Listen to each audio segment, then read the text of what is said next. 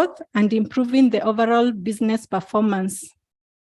Our vision, being the best SACCO among the best managed in the world, is gradually becoming a reality, as occasioned by the high growth rate, recognition through awards, professionalism, and being regulated by SASRA. The positioning of the SACCO in the market has gradually improved, and Muhasibu is a brand which we can all be proud to be associated with. The other item I want to highlight is the key achievements for the year 2022. And the first one was the member education and empowerment. In the year 2022, the SACCO enhanced its member interactions as part of member empowerment strategies by holding the very first Chairman's Forum and Hybrid Member Education Day, which was hosted in Nairobi. And we are now hosting the second hybrid member education here in Kisumu. The second one is automation. Leveraging on technology, the SACCO rolled out the mobile-based products, which is Rahisi and mobile loans, through the web portal, the first compared to other players in the market, and soon will be rolled out on the mobile and USSD platforms. The third one is on performance awards. During the year, the SACCO was recognized through the following awards: Ushirika Day 2022, Position 1, Best in Risk Management, Non-Withdrawable Deposit Taking SACCOs; Position 3, Best in Technology Optimization, for the same category of non-withdrawable deposit taking SACCOs. And in the Automotive Industry Awards for the year 2022, the SACCO was recognized as the best SACCO in automotive financing. We also had CSR 100 awards, and the SACCO was recognized best in combating non-communicable diseases in 2022. Isn't that quite a remarkable achievement? We also had partnerships. By remaining true to our commitment of increasing our value proposition to members, the SACCO has been able to partner with some of the leading brands for members to access exclusive discounts on various purchases. This include, the first one is Silent Night Bedding, and members are able to access 15% discount on all purchases from their sleep centers. The second one is Textbook Center, and members are able to access up to 5% discount on all purchases at all TBC stores countrywide. And I want to pause a little bit on this one for Textbook Center. We have gotten your feedback. We have been seeing your comments that in some of the branches, there has been challenges when you go to look for this discount. We have engaged Textbook Center, and they have rolled out a communication to all their branches. And we would appreciate to get feedback in case you continue experiencing any challenge with this partnership. The third one we have is Safaricom and Top Tank. And we have negotiated prices different from the retail prices. And therefore, when you go and identify yourself as a Muhasibu SACCO member, you'll be able to get those negotiated prices. The fourth one is access up to 10% discount on vehicle purchases from Sifao Motors, that is Toyota Kenya, Maridadi Motors, Taraji Motors, and Motorshop dealers. So again, members, I want to encourage you to take advantage of these partnerships. And just to highlight that fourth one, in terms of the motor vehicle financing, you can see it led us to achieving an award in that category. And we encourage you members to take advantage because these discounts are open up for you. And if you don't take them up, then they will not add value that we envision they will to our members. More partnerships will be launched in the year 2023, and our aim is to go that extra mile in helping our members get more value by saving on cost when making purchases from identified partners. We also welcome your ideas. If there are any partners that you feel that will help by the SACCO engaging them for such kind of discounts, kindly feel free to give us feedback through the various platforms, and we can put them into consideration for the year 2023. The other area I want to highlight on is the branch member education day. And as I said, we are glad to resume the physical branch member education days following the COVID-19 interruption. We appreciate our members who have made time to join us physically for this branch education day. We are keen to engage with all our members and are glad to be here today with you in Kisumu. Since the last time we were here, there has been some growth. However, we believe this can be much better in the coming years. I believe that we have the capacity to achieve more growth and increase the sustainability of this branch, because all this depends on us. To facilitate this, the board has since increased the capacity in the branch. We now have 2 staff available to serve our members, and we intend to tap into the potential of the Western and Lake region. It is important for us to understand where we are as a branch and what we need to do in order to ensure the growth and sustainability of this branch. I want to give highlights of some key statistics which will give us some more insight as to where we are as a branch. The first one is the branch statistics overview. The following are the quick statistics to encourage members from the region to join and patronize our products and services.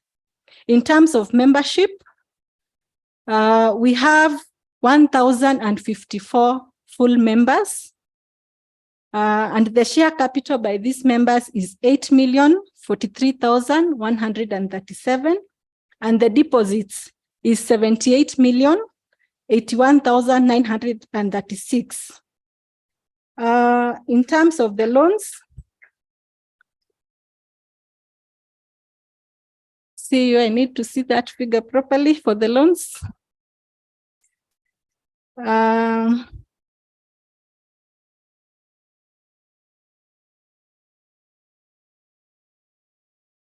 The loans that have been taken up from this branch is 111,152,466.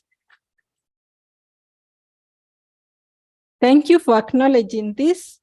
However, I want to encourage you.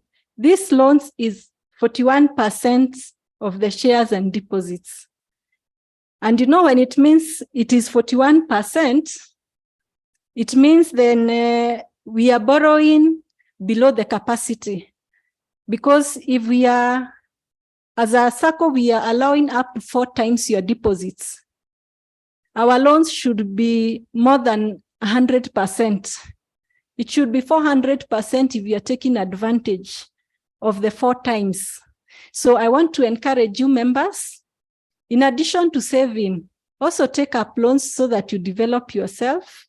You can invest in terms of housing, in terms of other developments, so that as the SACCO grows, you also grow with us. But having said that, I also want to acknowledge that the growth in the branch is also remarkable, and therefore kindly continue encouraging and introducing your acquaintances and people that you know to the SACCO so that we can grow together. In terms of the current high savers and borrower, the highest loan that we have from this branch is 3,400,125. In terms of the share capital, the member with the highest share capital is 1,437,000, and the member with the highest deposit is 1,104,094. Again, members, these statistics are not bad, but I want to encourage you. If the highest loan from this branch is 3 million, the SACCO is giving up to a maximum of 50 million in loans, and the highest loan from this branch is 3 million. You can see there is quite a big room for improvement. Again, in terms of the savings, The highest saver is 1 million. And I can tell you, we have members who have over 20 million in savings. So I want to encourage you members to continue saving with your SACCO and also borrowing. So what roles can we play to achieve growth? The first one is being brand ambassadors. Charity begins at home. We are the first ambassadors of the branch before anybody else. Let us start by recruiting the people around us, which will result to the overall growth of the SACCO and hence better returns to our members. Can you ask yourself, have you promoted our brand to your professional networks, spouses, and children? Please, if you haven't done so, don't forget to do so. The second, in terms of what contribution we can take, is patronize products and services. The SACCO is a vehicle through which we can better our lives, plus the lives of the people around us. I want to encourage members to take advantage of the investments and the loan products offered by the SACCO. I must say that the terms of our loans are the most flexible and affordable in the financial industry. Thirdly, protecting the brand reputation. Brand reputation is one of the most important assets that we have, and we must guard it through the content we share. And by the content we share, I'm talking about our social media. So members, it is our duty as members to ensure that we guard our brand. So let us be cautious when we communicate the content we share from the social media platforms. It has taken years and effort to build the strong brand we have today, and we have a responsibility to maintain and elevate Muhasibu brand. Fourthly, participate in SACCO events. We encourage members to take time to attend events planned by the SACCO, and this includes the member education days and the AGMs. In addition, regularly visit the SACCO website, Facebook page, Twitter handle, YouTube, and other social media platforms. Important information is always communicated in these forums and events, which help members to keep updated on new developments and take advantage of opportunities to participate in new products and services.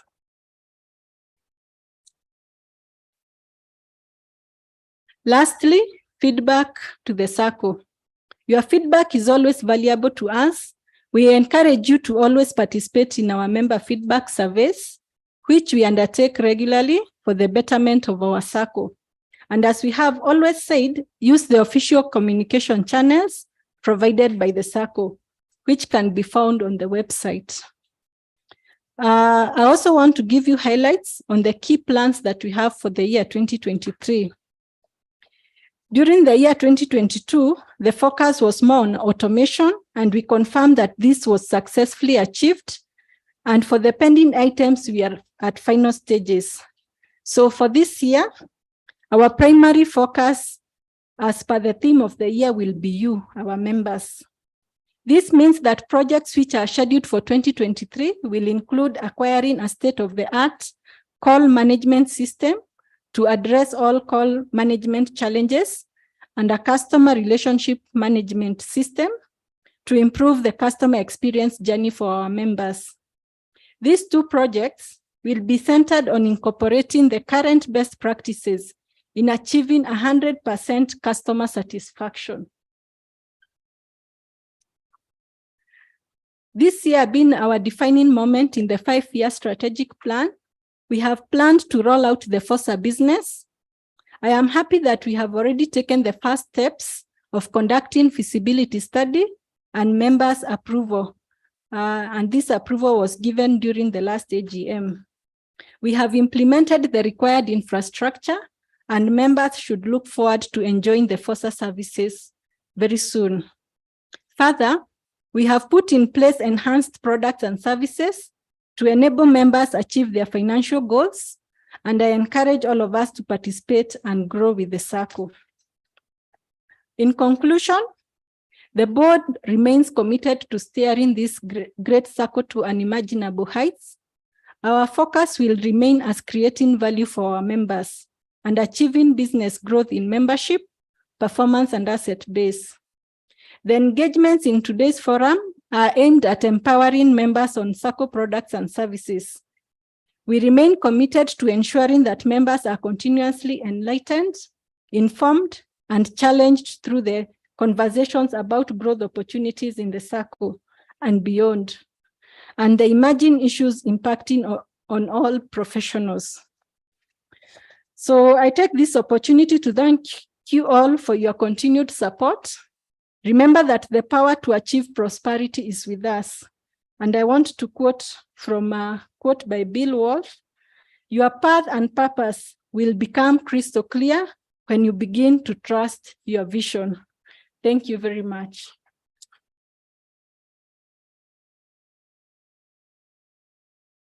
Thank you, Chair, for those remarks. Members, as the Chair has said and mentioned repeatedly, the route to wealth creation is basically borrowing and creation of credit, and therefore we would like to encourage these members or members of this branch to basically patronize our products and continue investing in us through your shares and through your deposits.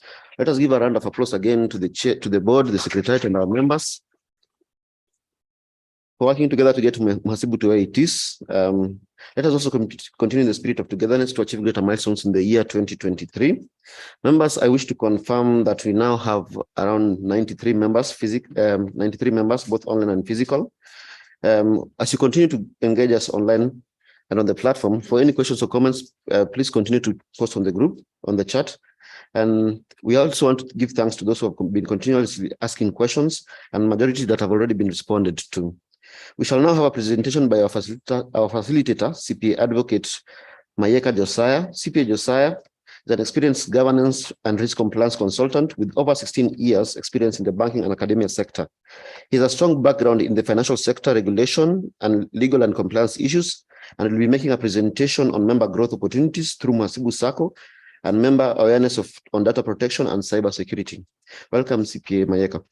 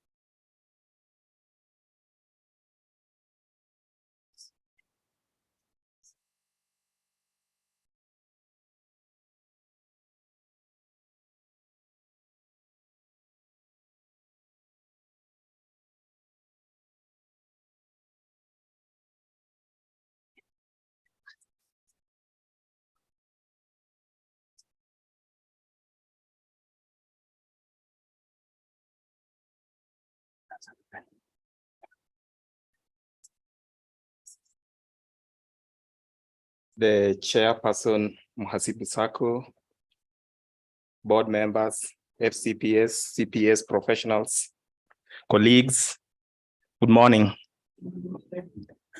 As my colleague has introduced me, my name is CPA Advocate Mayeka Josiah.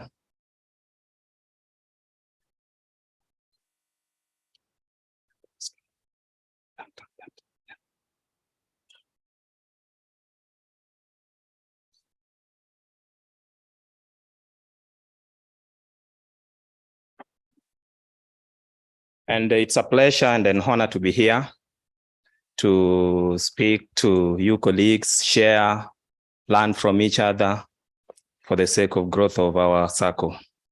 I'm also a dear cooperator. I'm a member of Benki Kuu SACCO. We have also had an honor to serve for the last 12 years, previously as a supervisory committee member and currently in the board. On a regular day, I work for the Central Bank of Kenya in the Financial Markets Department as a risk and compliance specialist. Previously, I've been at the School of Monetary Studies, conducting trainings to financial sector players, both in Kenya and the region. So I will say that my background is more of risk and compliance. And I will be very happy to engage you people for us to share, learn from each other on how we can grow within our circle. It's also a pleasure and a surprise to meet my colleague whom we've been in the trenches together in the circle movement, the supervisory committee member, James Githu. And of course, I'm sure that online and offline, there could be members whom we have had an interaction with here in the past. So let's make the session engaging. Let's share, let's ask questions. If there are burning questions, you can interject and we'll be able to discuss. If there are questions which can wait, let's wait until the end of my presentation. Then we can also get to attend to that. And let's also not limit the engagement to whatever have here in the presentation. We can have an engagement in all aspects of our expectations from our circle and any legal provisions which are likely to affect our engagement with the circle. So this morning, my first port of call is a presentation on an overview of the Data Protection Act. What is it about? How did it come to be? How does it affect our engagement with the circle? And what are our rights as members of Muhasibu Circle, and what expectations do we expect Muhasibu Circle to play as far as our rights are concerned?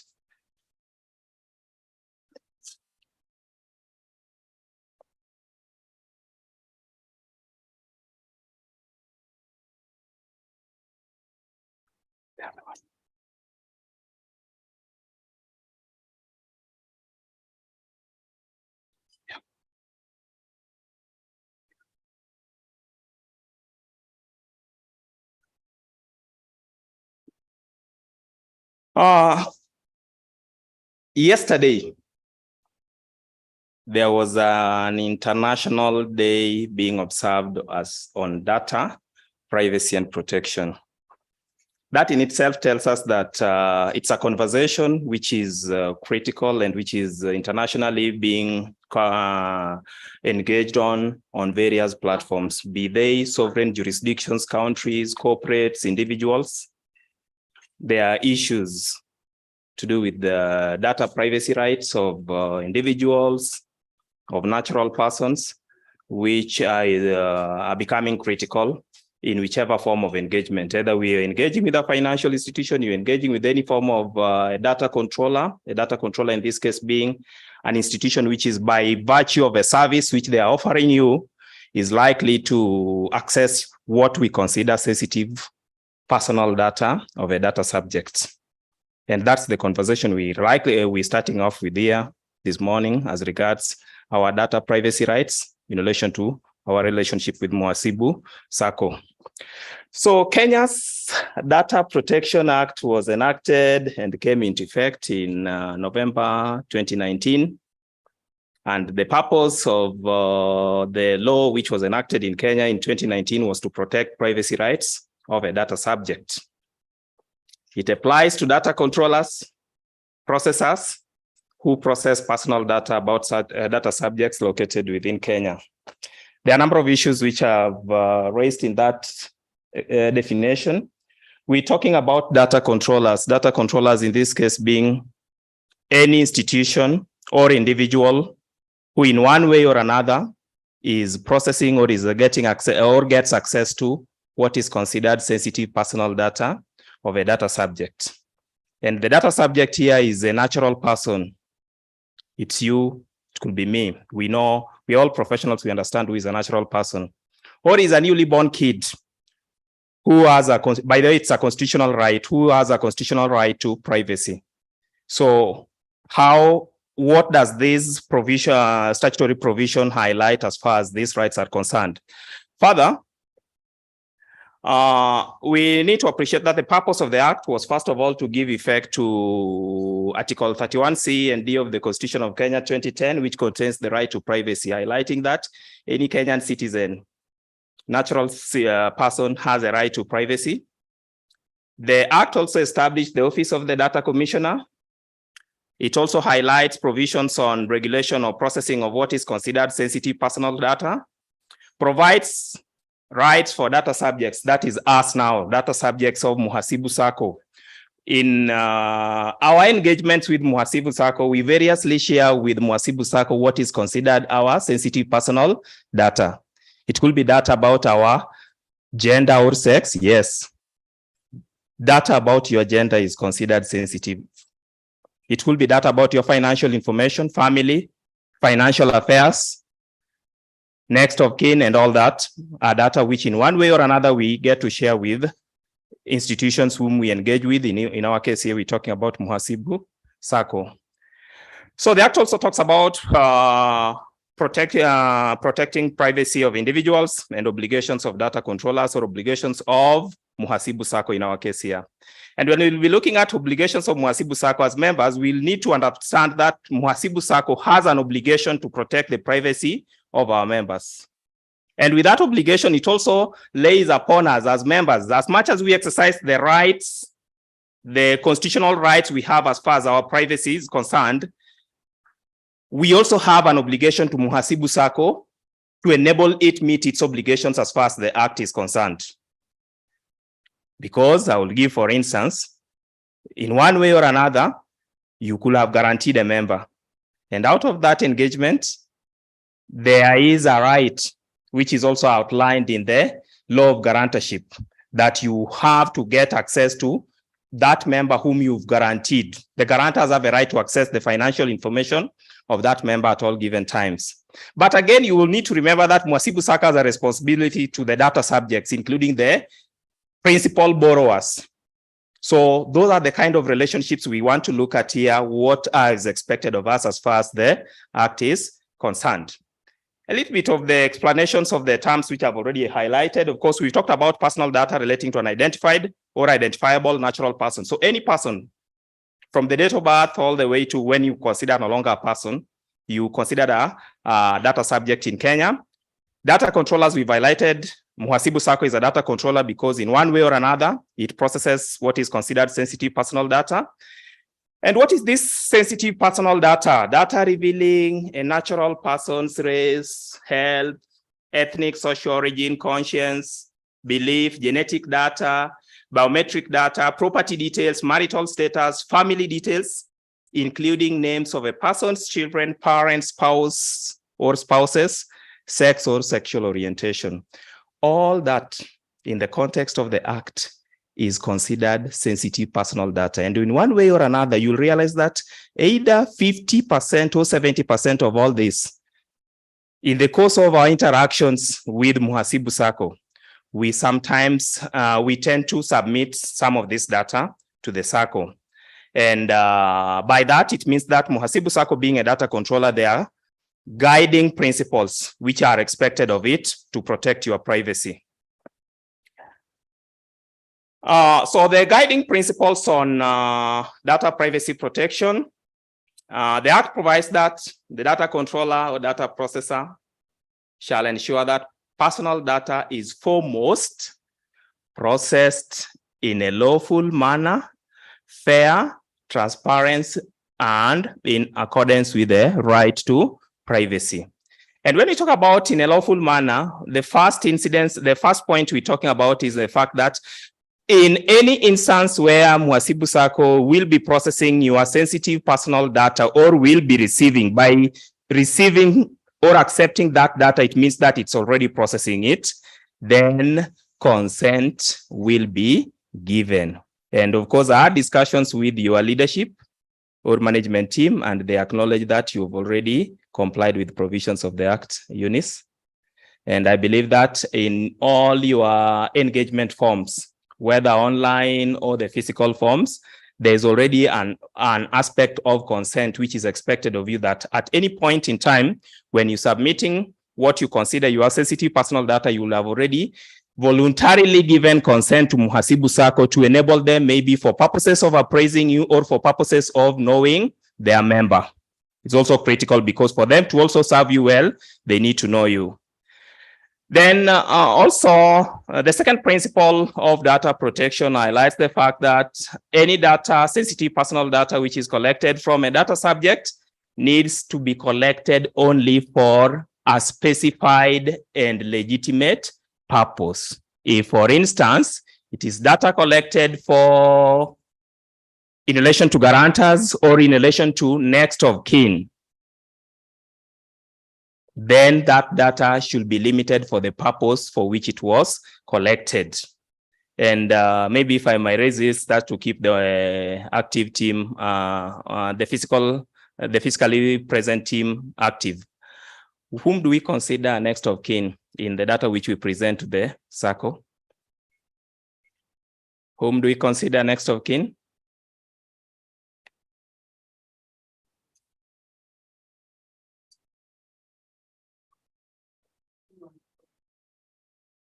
Anyone? Yes, Dennis?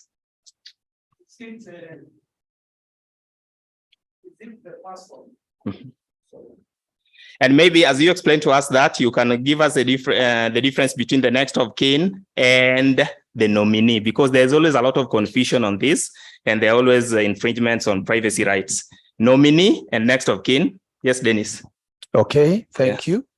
Let me explain the next of kin, or how I may understand it. Yes. The nominee, because you have set the question after I have raised my hand. When the student is in the exam room, Yes, and you don't sneak in miss a new question, yes, it becomes very tricky. yeah. So the nominee, I'll allow you to answer as the examiner. Let me try the next of kin. The next of kin may come in two angles. One, some of us have believed that the next of kin is the person who can be contacted in case of emergencies. Good. And who can stand in your place. Yes. Because even in schools, as we take schools and other places, the forms ask for a next of kin. And in a school, there is no money to be given back to you, but the wording is next of kin. Now, for our society, like this one where you have a financial gain and the money may come to you later, the next of kin to me may also stand in when you are no longer around. We've gone to the other world. The next of kin is the person who may, at two levels, who will also stand in, like the case of a school, yes, and who will also come in to receive whatever you could have kept. Good.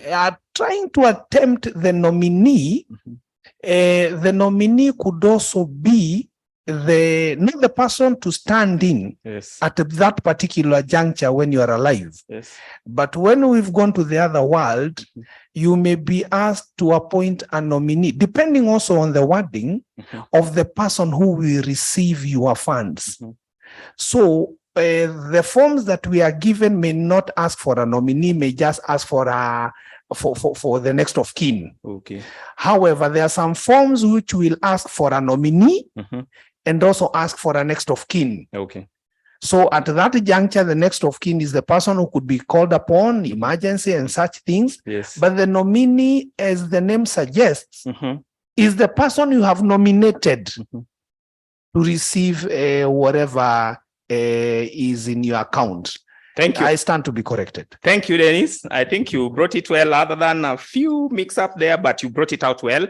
Let's clarify it from the legal concepts in it and how the privacy rights are defined within the two definitions. When we look at the next of kin, this is the person whom you submit his details for purposes or for Muhasibu Sacco to reach out to in the event that Muhasibu Sacco is not able to track the principal member. Are we together? The next of kin can be your relatives, spouse, colleagues, friends, or even acquaintances. Yes, that's it. That is next of kin. And then the Act, the Sacco Societies Act, then outlines that a member will be expected to submit details about a nominee, the person who will be entitled to the estate of either the deceased or mentally incapacitated member in the event that that member becomes mentally incapacitated or is deceased. That is the person who will either administer or be entitled to the benefits or the financial interests of the member within the circle. Are we clear? It is also possible that the next of kin and the nominee can be one and the same person, but that has to be clarified in the information which you submit to the circle. So it is possible that the next of kin may contact the circle to get to obtain information about your financial status, and that will not be divulged to him if you did not execute a nominee card or a nominee. You did not nominate a member to represent your interests in case of either mental incapacitation or death. I hope that is clear. So, and you have to consider that within the principles of the Data Protection Act. In that, I've said that the circle has an obligation not to disclose information about your affairs to people whom you are not nominated as nominees. And in such an incident, then now the circle will not be having any other option rather than requiring your estate to go through a court process to process your interests, because the circle has an obligation to protect your privacy rights. I hope I'm clear on that. Then further to that, there's data limitation which limits limited to what is necessary, that you can only submit to the circle that which is only necessary. For instance, I keep on asking myself, why do we need to submit information? And I'm not inciting your members, please, Muhasibu Circle. Why do circles demand for us information about our gender? Or there is a category, there are various categories of information which circles demand or financial institutions demand or request from us. We need to also sometimes have conversations about such kind of information which are collected from us, because the Act outlines that only that data which is necessary should be collected. And further to that, we're also talking about data minimization, whereby it's collected only where a valid explanation is provided whenever information relating to family or private affairs is required. So at any given point in time, when an institution needs to collect information about your family or private affairs, I have a right to have the number of spouses or women in my life be protected. So if I submit that information as likely interest in my estate within the circle, that must be, the circle needs to give me an explanation why they want that information. And then when they receive it, they've also expected to protect it, as in not disclose to either of the parties.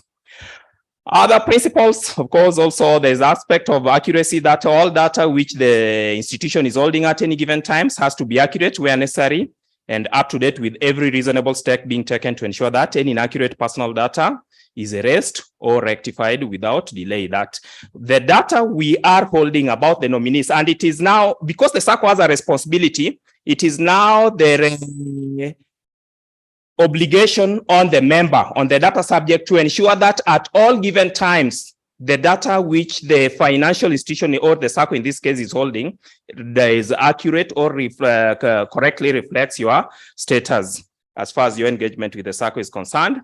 And then, of course, it also highlights storage limitation, and the data should be kept in a form which identifies the data subjects and for longer than is necessary. This outlines that any data which the institution has about the member can only be stored up to some given maximum period. As in the Act highlights the fact that we have a right to be forgotten.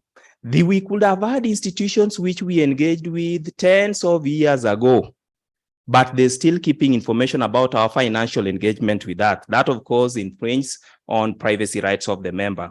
You could ask that, how would this apply? And maybe the circle will need to have this data for any likely future disputes between the member between the former member. Of course, we fall back to, we don't read laws in isolation. We read laws in a continuum with other laws. There's the Limitation of Actions Act, which highlights that in the event of any financial engagement between parties and 7 years elapse between that time of engagement and there is no dispute between them, then the SACCO will have a right to destroy that particular data. So from the time maybe when you cease your membership with Muhasibu SACCO, 7 years down the line, Muhasibu SACCO has a right also to destroy that data, has an obligation to destroy that data because the member has a right to be forgotten. Geographic limitation, no sensitive personal data should be transferred outside Kenya. Of course, that does not relate to us to a larger extent.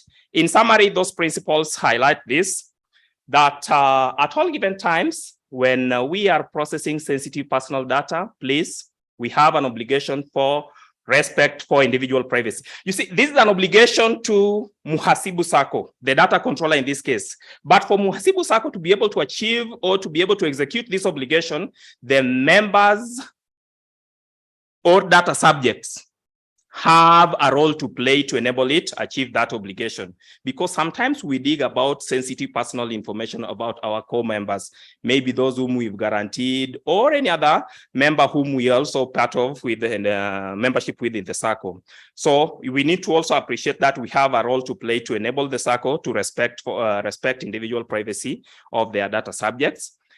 There's also the principle of lawfulness, fairness, and transparency. Any data being collected has to be transparently collected and, of course, within legal principles. Purpose limitation only for the purpose for which it was collected. If it was data collected about the next of kin, then that data should not be reused for purposes of marketing. I don't know whether your business development team are here. If it is data which was collected about nominees, that data should not be used for any other purpose other than the primary purpose for which it was used. Minimize data collection as much as possible. Respect family privacy, accuracy, storage limitation, and transfer limitation. I'm trying to be a bit fast in the context of the time which has been allocated. So what are the duties of Muhasibu SACCO? And you will realize that most of these duties of Muhasibu SACCO also boils down to the membership, because for Muhasibu SACCO to achieve this, memberships have a role to play. Before collecting personal data, Muhasibu SACCO is expected to inform the data subject of their rights as specified under the Section 26 of the Act. So you'll always get that in any form of engagement which Muhasibu SACCO has with us. Maybe they must have introduced a line or a provision which highlights that you are voluntarily or you've given consent to collection of that particular data. That data, of course, is processed in accordance with the law. Muhasibu SACCO also has an obligation or a duty to ensure that they have a data protection officer directed by the commission, and I was well informed that you have a data protection officer, being the legal person within the institution, who will act as the coordinator on all matters, data privacy rights of your membership and obligations of the SACCO. It also has a duty to notify you members who are data subjects on processing of sensitive personal data. The SACCO is already registered. My conversation with the team, I'm told you already registered. And of course, you are expected to annually renew the license and retain data only as long as it is necessary. Any data for members who have ceased to engage with the SACCO beyond 7 years are expected to be destroyed. And hence, that means that we are expected to continuously do data cleansing to ensure that the data which we're holding is current, and as regards members whom we still have contractual obligations with. Other duties, of course, is that Muhasibu SACCO is expected to implement technical and organizational measures to safeguard personal data, and we'll be discussing that later on when we look at data security or cyber security. Conduct impact assessment of processing personal data, and notify data subjects and the data commissioner of any data breach. That in the event that there is any data breach, maybe their systems have been hacked or there is any form of data breach which infringes on the rights of privacy of the data subjects, you are expected to be informed of that breach. And of course, the office of the data commissioner is also expected to be notified. As a data subject, as members of Muhasibu SACCO, we have a right to be informed of the use of which our personal data is being put into, and that, of course, is already being done. Access of their personal data, which is in the custody of the data controller. At any given time, you are entitled to access any personal data which Muhasibu SACCO has, and of course, seek for its update in the event that it is not accurate or does not reflect the current or accurate status. But if accessing that data is a process which is likely to call for a cost, then Muhasibu Sacco is expected to charge a reasonable cost to facilitate you accessing that data which is in its storage. Data subjects also has a right to object to processing of all or part of their sensitive personal data. But of course, that comes with a rider. Don't say that there is a gentleman, Mr. Mayeka, who in Kisumu told us that I should not submit about all my sensitive personal data.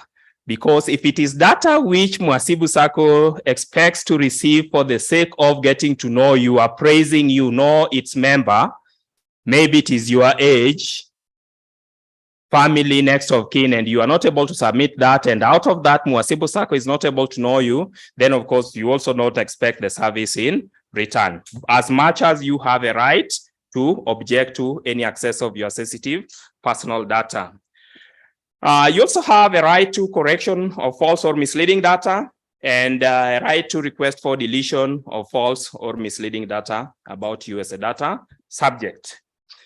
Finally, as a data subject, you also have a right to withdraw consent at any given time, and that also is debatable.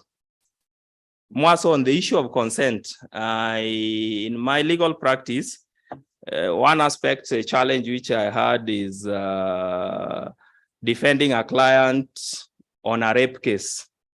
And the question was, at what point can consent be withdrawn? In the incidents that you submitted data to Muhasibu Sacco, and that data has been used to facilitate a decision, which has led to a contractual obligation between you and Muhasibu Sacco, it is not possible for you to withdraw consent for that data submitted until that contractual obligation is closed. Is that clear?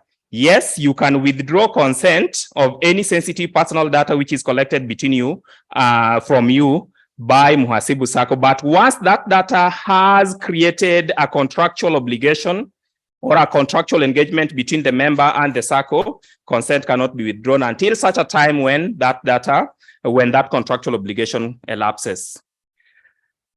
So critically, to close off on that, one important basis for processing of any sensitive personal data, consent,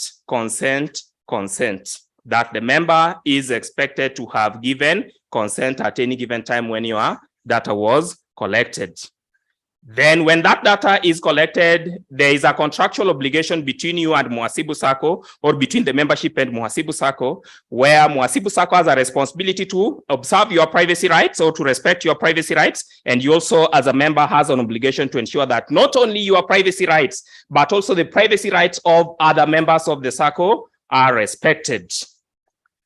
There are incidences or instances where your sensitive personal data can be disclosed without your consent. Where, for instance, where there are legal obligations, vital national interests or public interests, or performance of task of a public authority. For instance, when a court of law gives a court order for your financial affairs to be investigated, Muhasibu Sacco has a responsibility to submit to that, and you will not exercise any right of privacy infringement in such a case. Other cases could be in case of legitimate interest, historical, research, journalistic, literature, but in such as incidents, the names of the members or the identity of the members is not expected to be disclosed. Maybe, for instance, when we're doing statistical research on financial sector, depending within the Sacco sector or the financial sector, such data may be collected from Saccos, and of course, consent is not expected to be submitted by each and every member in that case. To close on that, let's briefly look at sanctions for non-compliance. There are two forms of sanctions for either the Sacco or any data processor. And the data processor in this case can be an employee of the Sacco, can be a director of the Sacco, or can be an individual member, because if you are by chance of your engagement with the SACCO, you get access to other members' data, financial data or otherwise of engagement with the SACCO, then you are also a data processor. And in case of any infringement of data rights, there are two forms of sanctions. First of all, the administrative sanctions which are laid on the SACCO, and then there are also criminal sanctions on the individual data processor, which might include either penalties or imprisonment. Other local cybersecurity laws and scope, of course, which we'll be discussing later, include Computer Misuse and Cyber Crimes Act, but I will request that I discuss this towards the end. The Kenya Information Communications Act, and then the Kenya Information and Communications Consumer Protection Regulations of 2020. Also, all those laws also deal with data privacy and security. In the interest of time, I will wish to stop on that before I move on to the next step of my slides, but I'll invite questions from those who are in physical attendance or from those who are online so that we can attend to them before we proceed. Any questions?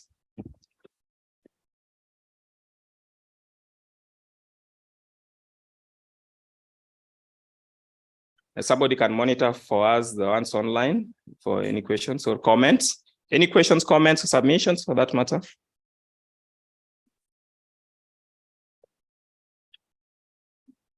If there are no questions, I believe we are, yes, James.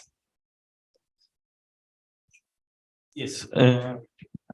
It's not good to get out of that podium without engagement. I would have. Maybe one clarification I would like you to educate members on. Yes. As penalties.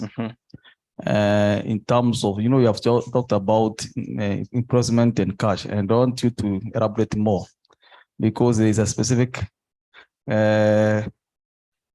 cash penalty whereby you are able, you can be penalized. Good. In case you disclose someone's data. It's very important because many cases are now coming up. And again, I want also you to highlight that the first point of reporting is the Data Protection Commission, whereby that is a statutory body, whereby they have the people who are investigating and about this issue of data misuse and also prosecuting. So it's good for our members to know that not just because of Masibu, but in other spheres of life where in our profession, that somebody's that even if you are working in the same organization, giving somebody's data without their consent is criminal and it attracts some penalty. More so even to government agencies who may require your data. Yes. For example, EACC, which may ask for your data. But the person who is giving your data, not that they are supposed to deny the EACC your data, but they are supposed to let you know EACC is interested in this data. Yes. So it's good so that you highlight that our members also can be in the know. Thank you. Thank you. Thank you, James. I talked about sanctions for non-compliance. And I said that there are two forms of sanctions. There are administrative sanctions, and then there are also criminal sanctions. Non-compliance could either be on the data controller, in this case, Muhasibu Sacco, or a data processor. In that case, an officer of Muhasibu Sacco or a member of Muhasibu Sacco. But then let's also appreciate that even us as individuals, we are also data controllers, because by virtue of the fact that you have almost 500 contacts within your phone, those are considered sensitive personal data of those people whom you are holding their data, their cell phone numbers. So the first sanction, of course, the Act gives the Office of the Data Commissioner the power to impose administrative fines. And as my colleague has asked, let me clarify this. There is a fine of up to 5 million shillings or in the case of an undertaking, up to 1% of its annual turnover of the preceding financial year, of the last financial year, 1% of your last year's turnover, whichever is lower. So in case of Mwasibu Sacco, you will be expected to part ways with 5 million shillings in case of non-compliance or in any act of infringement of an individual's privacy rights. So that's number one. Then section 65 of the Act also highlights, accords all data subjects the right to compensation, whereby as a data subject, if I am of the opinion that my privacy rights have been infringed on, I can undertake a civil prosecution of the matter or litigation of the matter and exercise my rights within the act, whereby in such an incident, then it will be upon the court to determine the extent of damage, reputational damage, character damage to my person as far as, or any inconvenience which I would have undergone as a result of disclosure of what I considered my sensitive personal data.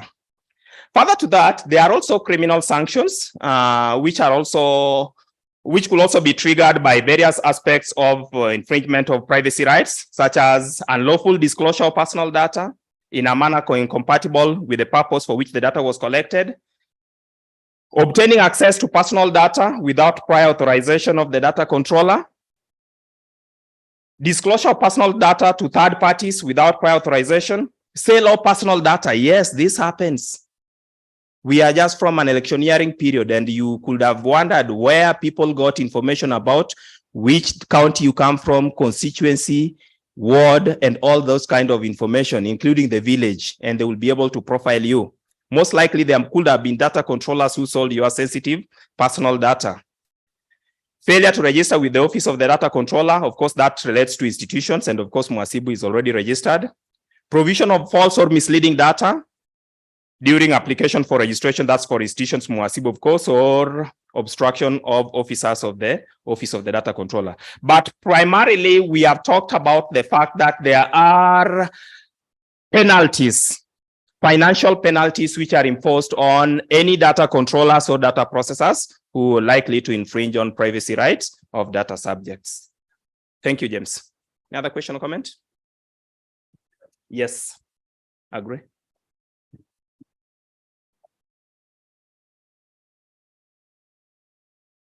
Thank you very much. Thank you. Thank you very much, Advocate Mayeka, for that a good facilitation. My question goes to data destruction. Yes. You know, in SACCO, we have got share capital and deposits. Yes. In case a member ceases to remit deposit and still has share capital in the SACCO, Yes. and the 7 years elapsed, do we need to destroy the SACCO? Does the SACCO need to destroy such a data? Okay, thank you. Thank you for the question. Let me say this. Share capital is the pillar of the SACCO, and it will remain there as long as the SACCO is in existence. The only information which is expected to be destroyed after the lapse of 7 years are any other financial contractual engagements between the member and the SACCO after the lapse of 10 years, like maybe history about a loan you took in the early 90s or in the early 2000s, and there is no further engagement as far as that particular loan is concerned after the lapse of 7 years. That information is expected to be destroyed. Still further to answer your question, in the event that, because you've raised information about 2 deposits and share capital, I've said that share capital is the pillar of the SACCO, and that can only change hands, but cannot be refunded to any member, regardless of your termination of contractual engagements with the SACCO.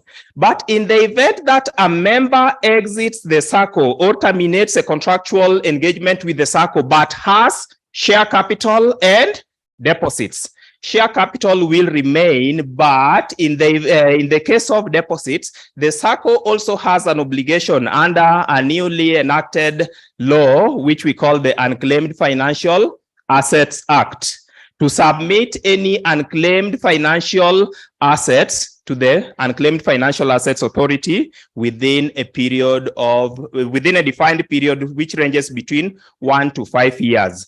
In that, of course, there are various categories of assets. They could be an unclaimed dividends, an unclaimed deposits, or whichever, or an unclaimed wages for former employees. They have defined periods within which, if the member, the former member does not claim those, then the SACCO will also be having an obligation to submit those to the Unclaimed Financial Assets Authority. But for share capital, it remains regardless of the lapse of 7 years. I believe I've answered you. If there's not, yes. Thank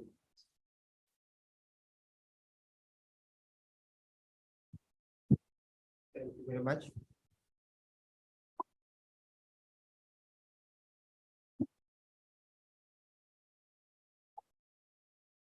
Okay, thank you very much. My name is Kevin Hieng.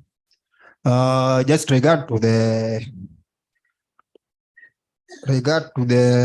share capital and the deposit. Yes. I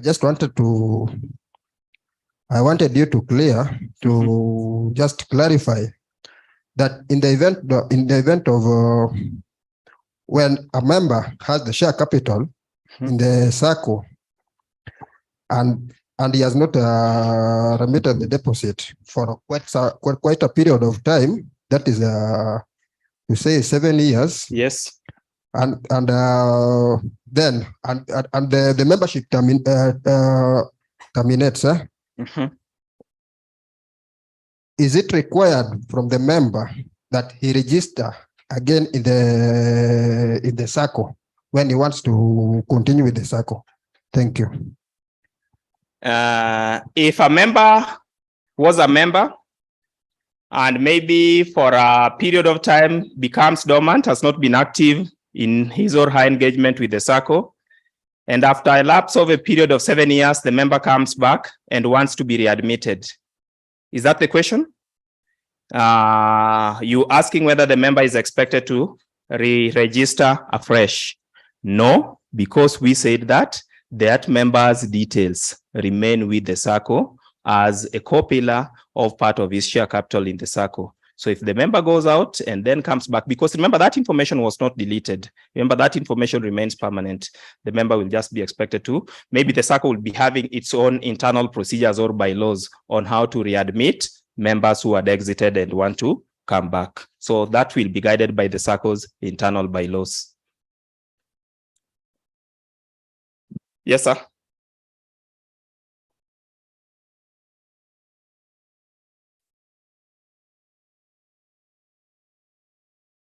Thank you. I have a question on matters touching on nominees and next of kins. Yes.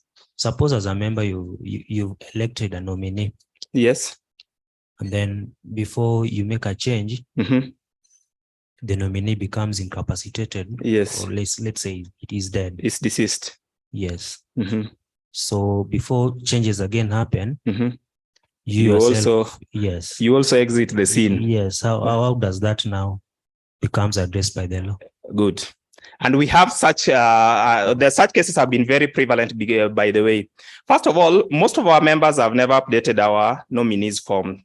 I don't know how it is with the Mwasibu SACCO, but in most SACCOs I've had an engagement with, and I've had quite an engagement with a number of SACCOs.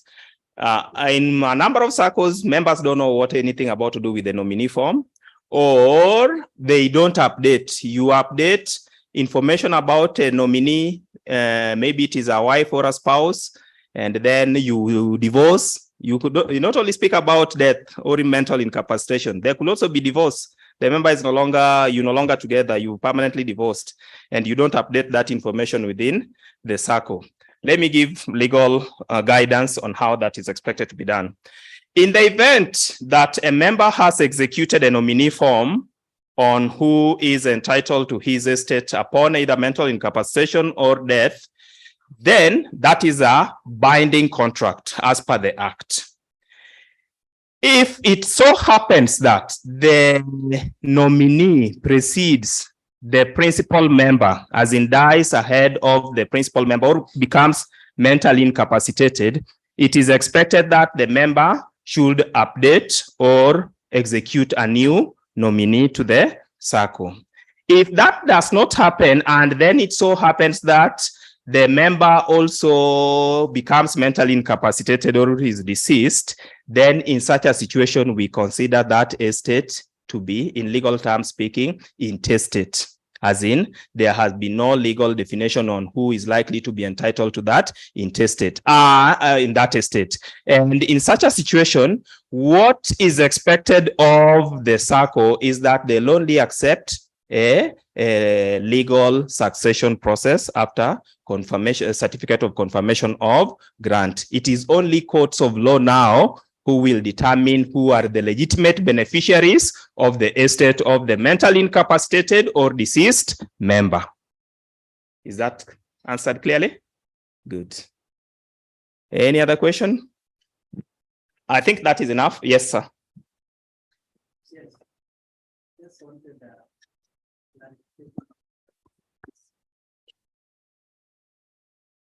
yeah, there is just a point that you've raised. Yes. About the account of, if a member has shares, Yes. he has deposits, Yes. but for sometimes he has not been participating in the circle affairs. Yes. Maybe by the grace of God, maybe he has left the country, maybe for 2 or 3 years. Yes. And there has not been deposits or participation in any way. The amount on deposits and the returns thereof, they go to the unclaimed account. Good. Yes. In the event that a member has shares and has deposits in the circle, and this member becomes inactive, of course, automatically the shares and the deposits will keep on earning some interest rebates and dividends, isn't it? And if this becomes unclaimed within defined periods, and I think for dividends it is 3 years, then the circle has a responsibility to submit those to the Unclaimed Financial Assets Authority. Why is it from the word unclaimed? It suggests that there is a financial asset here, either in form of dividends. It could even be salaries to former employees, by the way, who did not claim their full salaries on exit. That there is an asset here, we cannot be able to trace its rightful owner. So as an institution, as Muhasibu Sacco, this asset is unattached. So we have a responsibility to annually do audits of the financial assets we are holding. And for those which are unclaimed within some defined periods, which ranges between 1 year and 5 years, we keep on submitting them to Unclaimed Financial Assets Authority. That is the legal position. And I believe Mwasibu is doing that. Are you answered? Yes, I'm answered. Yes, but you appear dissatisfied. Yeah. Suppose Mwasibu comes up with a strategy to simply transfer those amounts to the share. Yes. To the share portion, so that the member continues as the share capital interest is a pillar. So the pillar keeps on getting built up. No, that provision is not allowed for within the law. What the advice which maybe I've always given to institutions which are grappling with that challenge is that what the law expects of you is just to show that you are at least making attempts, because you know, this also injurious to the circle or to the liquidity position of the circle, isn't it? Keeping on submitting financial assets you're holding to UFA. And by the being able to retrace or to reconnect those assets to their rightful owners when you turn up once they are at UFA is quite a challenge. So what the circle how the circle can be able to escape that, for lack of a better word, I can call it mischief, is to always maybe show that it is making attempts to trace this rightful owner as much as it is yet to trace the rightful owner, just to protect you against infringement of that particular law. Good.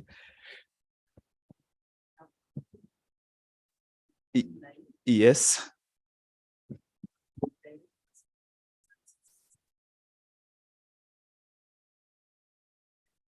online, we have Director Francis Kiari. Yes. He has raised his hand. And we also have our member number 1. She has raised her hand. So I believe we can give them an opportunity. So Francis Kiari and then Charity Moya online. Thank you. Please, let's have the questions from them. Francis. Director Francis. Yes, good morning, fellow members. This is Director Francis Kiadi. Thank you, our presenter, CPA Mayeka, for the good presentation. Very informative and quite educative. I think the question I wanted to ask, somehow one of the members have raised something, but maybe I'll add to that. Maybe clarify in instances where we have a member who has nominated someone. Yes. In the nomination form. And then at the same time, the member has a will, and then he passed, and you find maybe the will contrast what the member had nominated. Maybe you find the nominee maybe was not a beneficiary in the will, or maybe in terms of the shares, apportionment is different. Maybe in those cases, what's the legal advice? Good. Is that all? That's the only question you had? Yes, thank you. Okay, let me respond to that before we give member number 1. CPA Francis raising a question about in the event that there's a contradiction between the nominee form as far as the nominated person which the member has nominated and a member also had a valid will in place. Maybe the information in the will is different from the nominee form. I said, and I repeat that, as SACCO societies, as opposed to other institutions, including banks, by the way, we are guided by the Act. And the Act highlights to us that the only binding document as far as financial interests of a member with the SACCO is the information in the nominee card. In the event that there is any contradiction, because I had a case in Muranga whereby there was a nominee card nominating one person, and then the will, which was executed far much later after the nominee card had been executed, appointed a different person. In such a case, the information, the contractual obligation between the member and the SACCO is what is provided for in the Act, which is the nominee. And we ignore the will. The only way in which a nominee can be vacated is through a legal process. If it is contested, it can only be contested through a legal process. And in such a case now, the members, either the member who feels that the contradictions between the two does not serve his or her interests, now has to go to a court to give a declaration on who is the rightful beneficiary of the interest of either the deceased or the mentally incapacitated member. But the only guiding document for the SACCO is the nominee card, full stop. The next one is member number 1, Charity. Charity, please.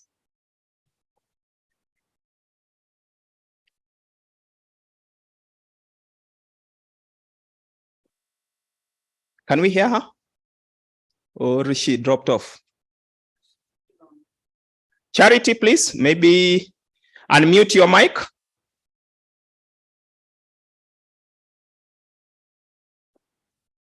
Unmute your mic, Charity. Can you hear me now? Yeah, now we can hear you.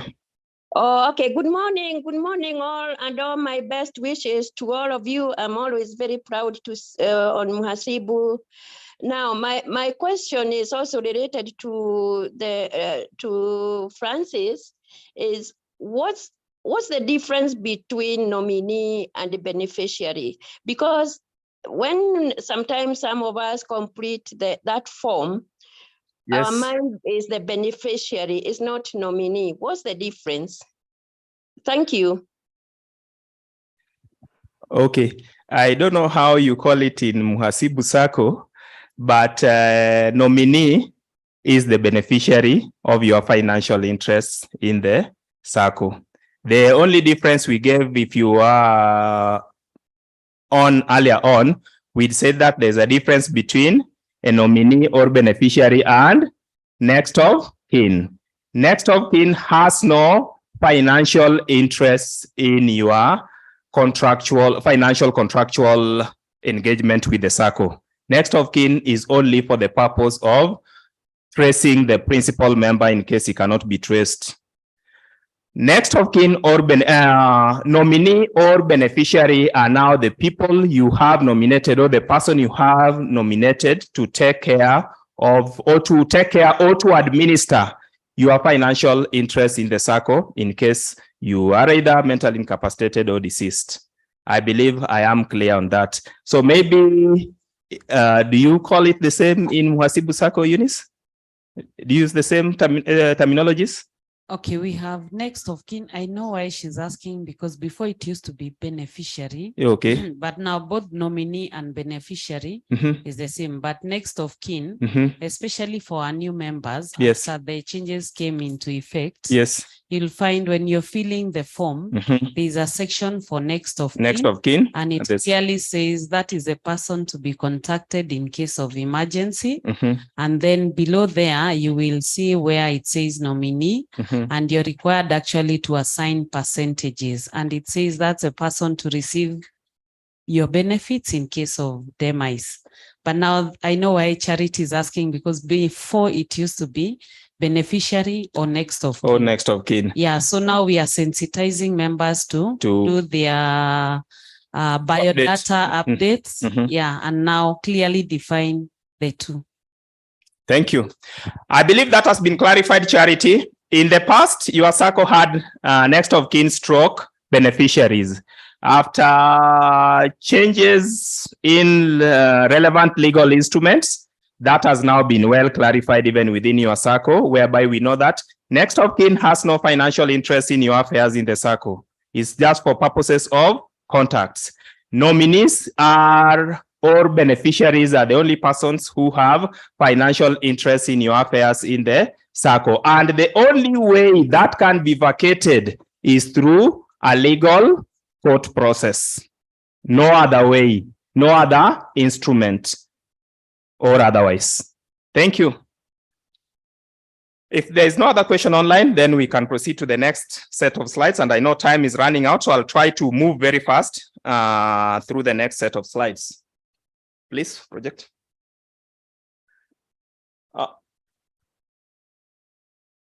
I'll take the next few minutes looking at FOSA in cybersecurity in the financial space, and maybe take 1 or 2 minutes just looking at investment opportunities for you members of Muhasibu Sacco. Now, based on discussions with your leadership again, I am well aware that as Muhasibu Sacco, you passed a resolution and you will be launching the FOSA products in the course of this year. And of course, I want us to have a bit of a discussion or a bit of an engagement overview of what FOSA entails, what does it offer us, which challenges do we expect from FOSA, are our financial interests in FOSA safe, or what are the likely impacts of FOSA to either Muhasibu Sacco or to us as members of Muhasibu Sacco. FOSA basically stands for front office services activity and is a group of financial services similar to those offered by commercial banks. So literally when we move over to, right now we are a non-withdrawable, a non-deposit taking a non-withdrawable deposit taking Sacco. And now we want to extend it to deposit taking Sacco, as in we will be accepting deposits from our members and we will be accepting withdrawable deposits. Right now, of course, what we deposit with our Saccos are not withdrawable. We know that, isn't it? You can only withdraw that when you are exiting the Sacco. But now we are moving to a point whereby we'll be having both BOSA, back office services, and the front office services activity. Literally what it means, in a very elementary explanation, we will be basically running a bank with all attendant services, which we also obtain from banks. I hope that is clear in a very elementary explanation of the same. So we will be accepting members' deposits, which are withdrawable at any given point in time.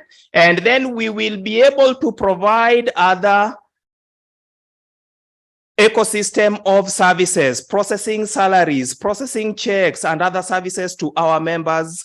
And of course, leveraging on technology to offer additional exciting services to what we are currently offering our membership. So we need to appreciate what it entails, what FOSA will be offering us, and the challenges which will come with it. So all active members of Muhasibu will automatically qualify to patronize services of FOSA.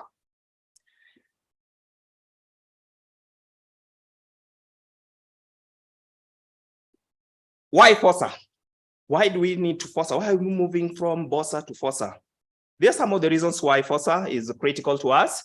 We'll be able to enjoy affordable banking services at your convenience. Of course, we know from the history of the cooperative movement all the way to what we currently have within our financial space. We know that we join together in cooperatives to be able to offer ourselves a platform to be able to enjoy financial services at a friendlier costs as opposed to what financial institutions, other commercially oriented financial institutions such as banks and microfinance institutions are offering us. So by FOSA, we'll be able now to afford these banking services at our convenience. And of course, the costs which we will be incurring as in enjoying these financial services, maybe salary processing, checks, and all those other services will again be beneficial to us because they will be plowed back to us incomes of the circle, which again will be distributed amongst us as either interest on deposits or dividends. With FOSA, we'll also be able to deal with cooperatives, which you are already a member and is well known to you. You're already members of Muhasibu, and of course, I'm sure the reason why you still remain members of Muhasibu, it is well known to you. You know its leadership. There are people whom you are interacting them with here. I'm not belittling banks because I come from a regulator, but if I ask some of you, have you ever interacted with the chairman of some of these banks? Yeah? Do you even know them? But here we have our Madam Chairperson with us. One-on-one, I believe after this session, you'll raise with her any questions you have about your financial interest in Muhasibu. Personally, have you ever had a bank visiting its membership branches that in our address? It never happens. So that is one advantage of FOSA. You are in charge of not only your deposits, but you are in charge of even governance of your financial interest within the circle. So that is one advantage which FOSA will be offering you. You'll also be able to obtain short-term and long-term savings and credit facilities with minimal conditions as opposed to what other financial institutions are offering you.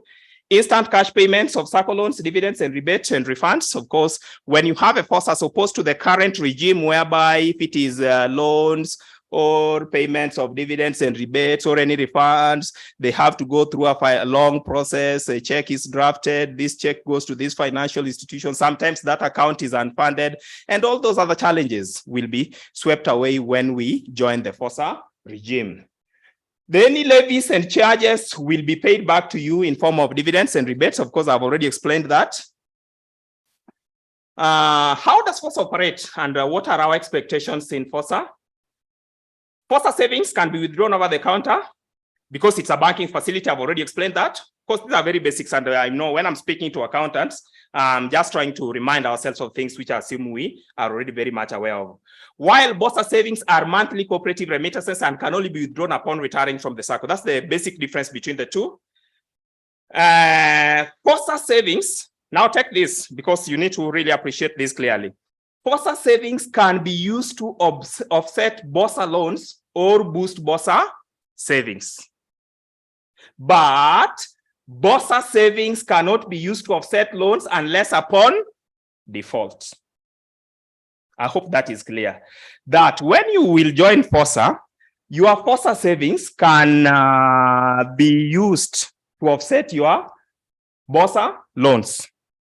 But for BOSA savings, they cannot be used to offset your loans because BOSA savings are expected to be non-withdrawable. They can only be used to offset your loans upon when you have defaulted on your primary obligations, which of course in the loans with the SACCO.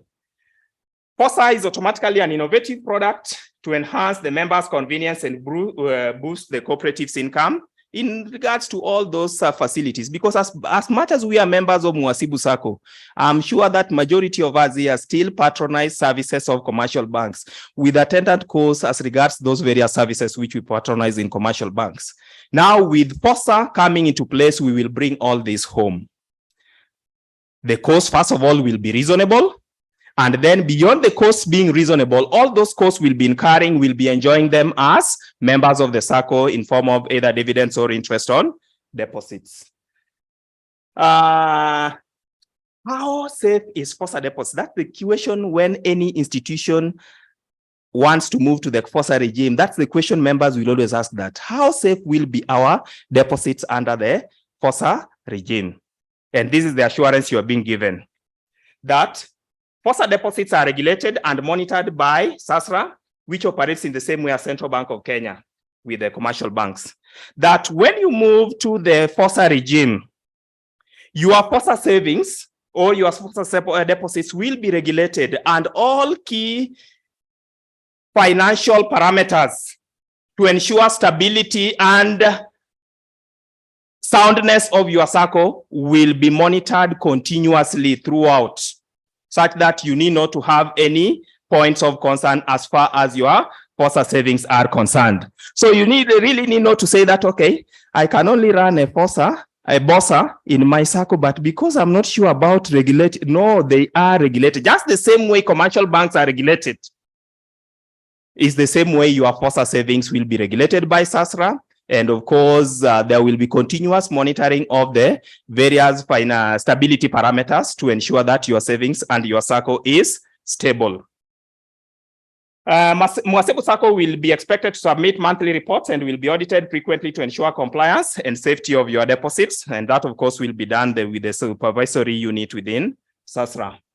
So some of the benefits you expected to enjoy from FOSA, which I believe your leadership here will again be sharing with you in advance later on. There will be salary processing in case you will be having any standing order to any institution, to any bank, or to any institution where you want to make payment from. You'll be able to process that within the confines of your SACCO. Your SACCO will now be able to process third-party clearance checks, give you short-term advances like those overdrafts you obtain in banks, as opposed to just the normal loans. You'll be able to encash any checks within your SACCO. There will be networking of FOSA branches of Muhasibu SACCO. And of course, you can also be having an interrelationship with any other banks, whether you want to have it within the FOSA Visa platform with any other financial intermediaries. I believe that with the introduction of FOSA, because with the introduction of FOSA, the SACCO Society Supervisory Authority will be reviewing now your block and mortar premises. By that, I mean your business premises, to establish that you have adequate vault rooms, which can not only be used for purposes of keeping cash deposits, but can also provide you with safe deposits for your certificates and any other ownership documents which we consider valuable. So there will be safe custody, and even some of us here could be having precious metals such as gold. You'll be able to take them to your SACCO to keep them for safe custody. They'll also facilitate electronic funds transfer. In the event that you members might demand to have VIP counters like those ones we have in banks, those will also be possible within your SACCO. Commercial loans, SACCO linked Visa ATMs, have already talked about that. Enhanced SACCO, safety of members' deposits, and personal loan products. I've just highlighted them, but I know your leadership will be able to share with you some of the specialized products they'll be able to offer under FOSA. Now, a key question comes in that still under aspects of stability, how is Muhasibu SACCO stable to assure us of the stability, safety, soundness of the institution to protect our FOSA savings when we move over to the regime of FOSA? Because that's a key question why most circles sometimes fear moving to the FOSA regime, because there are always a lot of questions raised under the FOSA regime. And of course, I'll briefly share this because I know I'm speaking to accountants and professionals, majority of you, that I reviewed the financial statements of Muhasibu Sacco.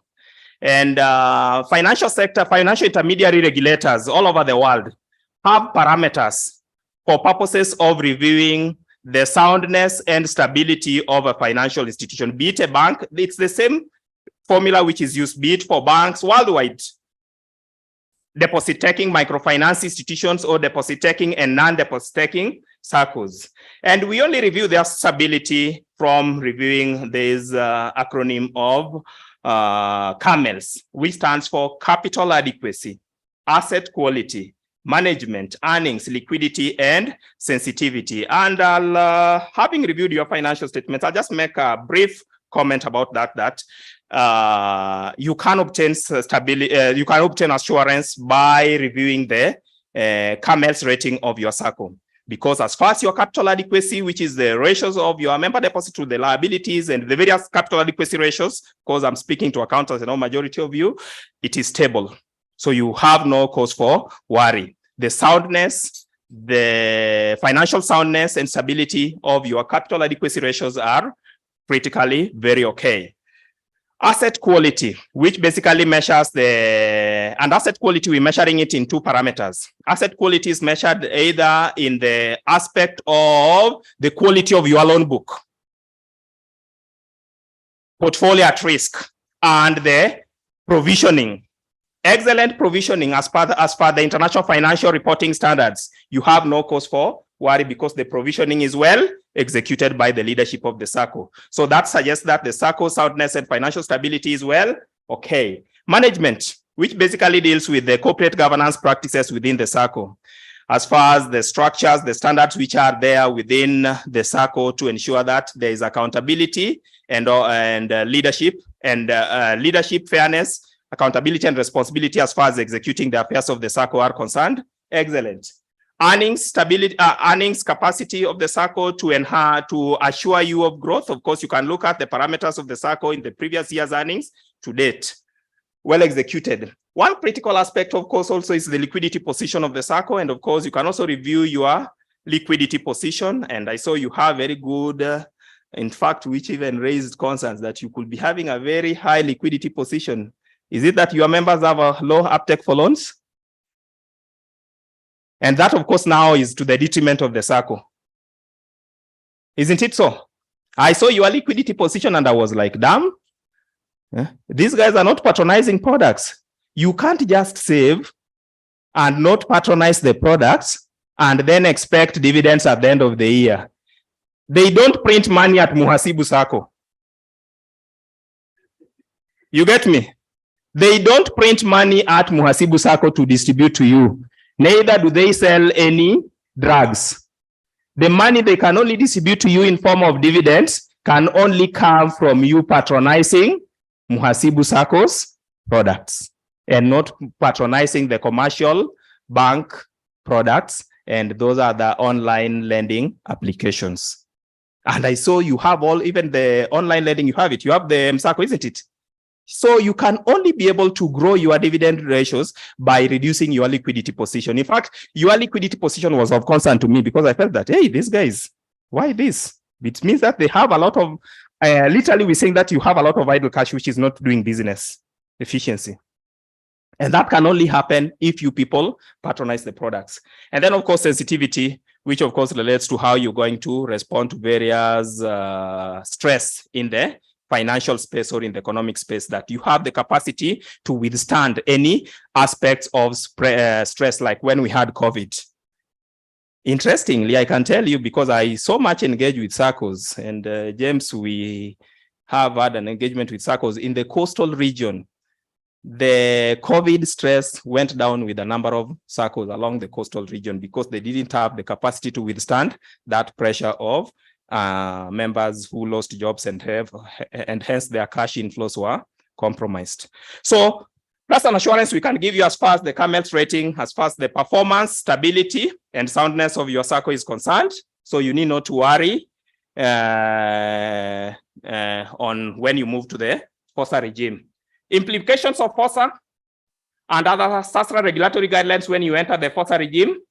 There might be, I'm not saying that automatically there will be, when you move over to the FOSA regime, there may be requirements from the regulator for you to retain higher proportions of your earnings to meet required capital threshold, because the regulator will keep on monitoring your capital adequacy ratio.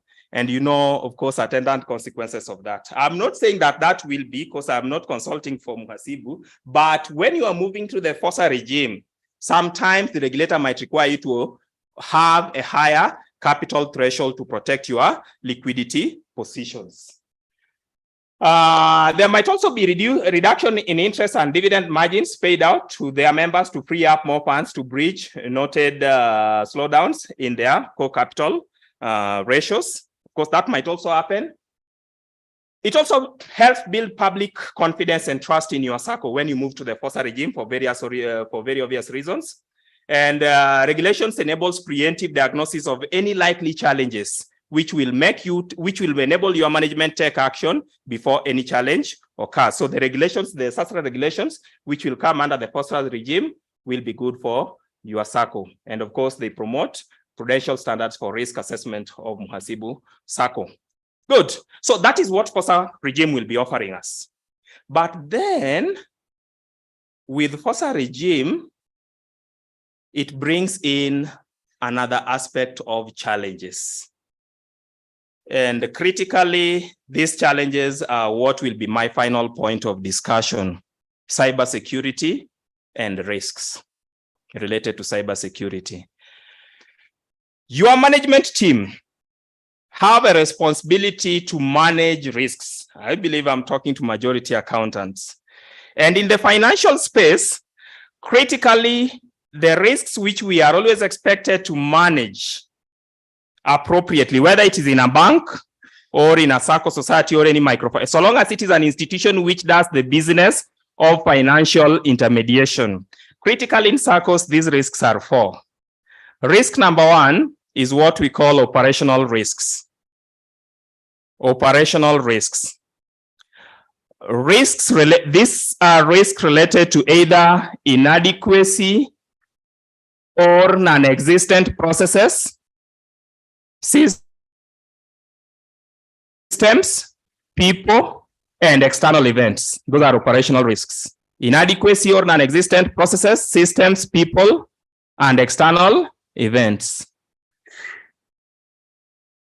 Risk number two is liquidity risks. Inability to meet maturing obligations, short-term maturing obligations to your membership. Or not only to your membership, but any short-term maturing obligations, either to meet members' loan requirements, dividends, rebates, pay staff salaries, or pay your utilities. That's risk number two. Risk number three, of course, is credit, because sometimes you always assume that credit is the most critical risk. No. Credit. The chance that counterparties, and in our case here, these are the members who owe us, do not pay their loans as per the expectations of the circle. And of course, the last risk is market risks, which is basically related to variabilities of prices of financial instruments, which we take positions in, as in our investments. Because other than lending to our members, which is 90% of our core business, the remaining excess cash flow, which you guys are not uptaking, we invest them in various financial instruments. And now I might ask, within those three defined risks, within those four defined risks, where does cybersecurity risk fall? I don't want to bore you. I want to finish in the next 5-10 minutes. I'm already past my time allocated. Where does cybersecurity risks fall? Yes? Operational risks. We said that operational risks are risks occasioned by inadequate or non-existent processes, systems, people, and external events. And cybersecurity or cyber risks fall within this space of operational risks, because cyber risks, we are likely to fall victims of cyber risks because either our systems are inadequate or are non-existent or are weak. Or we are likely to face cyber risks as a result of weak systems, or we don't have systems, or our systems are not well thought out, or our systems are not well designed to protect us against cyber attacks. Or we are likely to be victims of cyber risks or cyber threats as a result of people. And which people am I speaking about here? Which people am I talking about here? Yeah?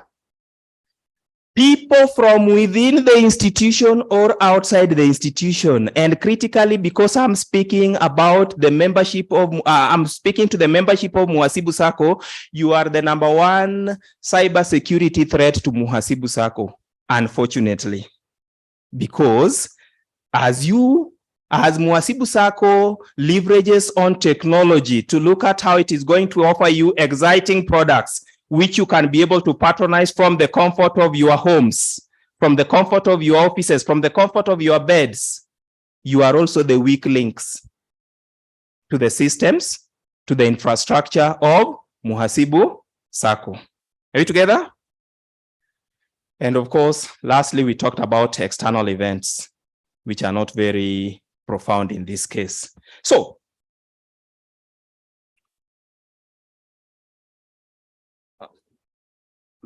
project, copy the slides, please. Okay. So cyber breach incidences are becoming more sophisticated. Hence, there's an elevated risk of a cyber attack or data breach and identity theft among SACCOs. The technologies we have in place may be effective in guarding against these threats, but they are not enough. Of course, I know Muhasibu Sacco, and of course, you have a lot of respect in the industry on the extent to which you've leveraged on technology to offering your members exciting products. I know you are using the latest core banking platform to offer your member services. And of course, you have robust technological improvements to your systems, which have enabled you to offer a diversified spectrum of products to your membership, including MSACCO loans. But then again, as you leverage on technology and offer that diversity of products to your membership, they drive you to aspects of cyber or challenges of cyber attacks. And of course, issues to do with cyber attacks or institutions becoming vulnerable to cyber attacks is not a new discussion we have in the industry.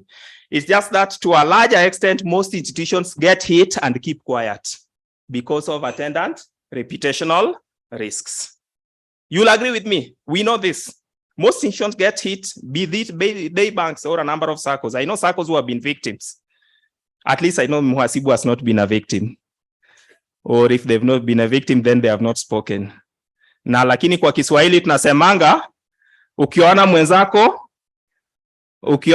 anyolewa, tia chako maji. Know that you are a potential victim. And I have told you that the likely weak links of the SACCO to cyber attacks are us, the members, within the definition of operational risks, the people.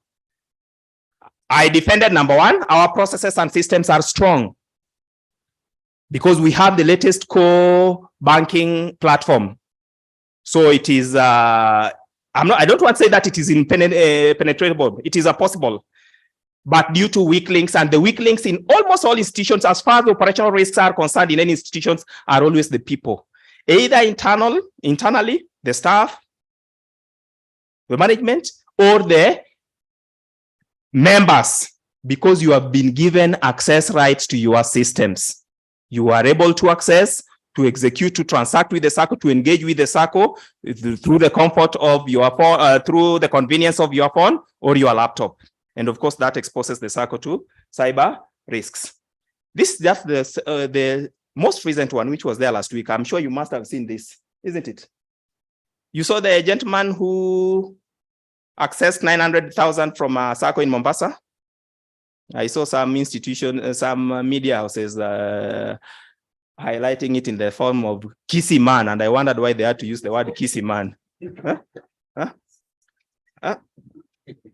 So there's the man who we believed to have masterminded the theft of 900,000 from micro. It was a SACCO, by the way, in Mombasa, and he was just arrested last week.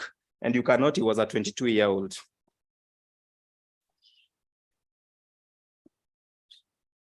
You must have seen, they are all over the media, which shows that we are vulnerable.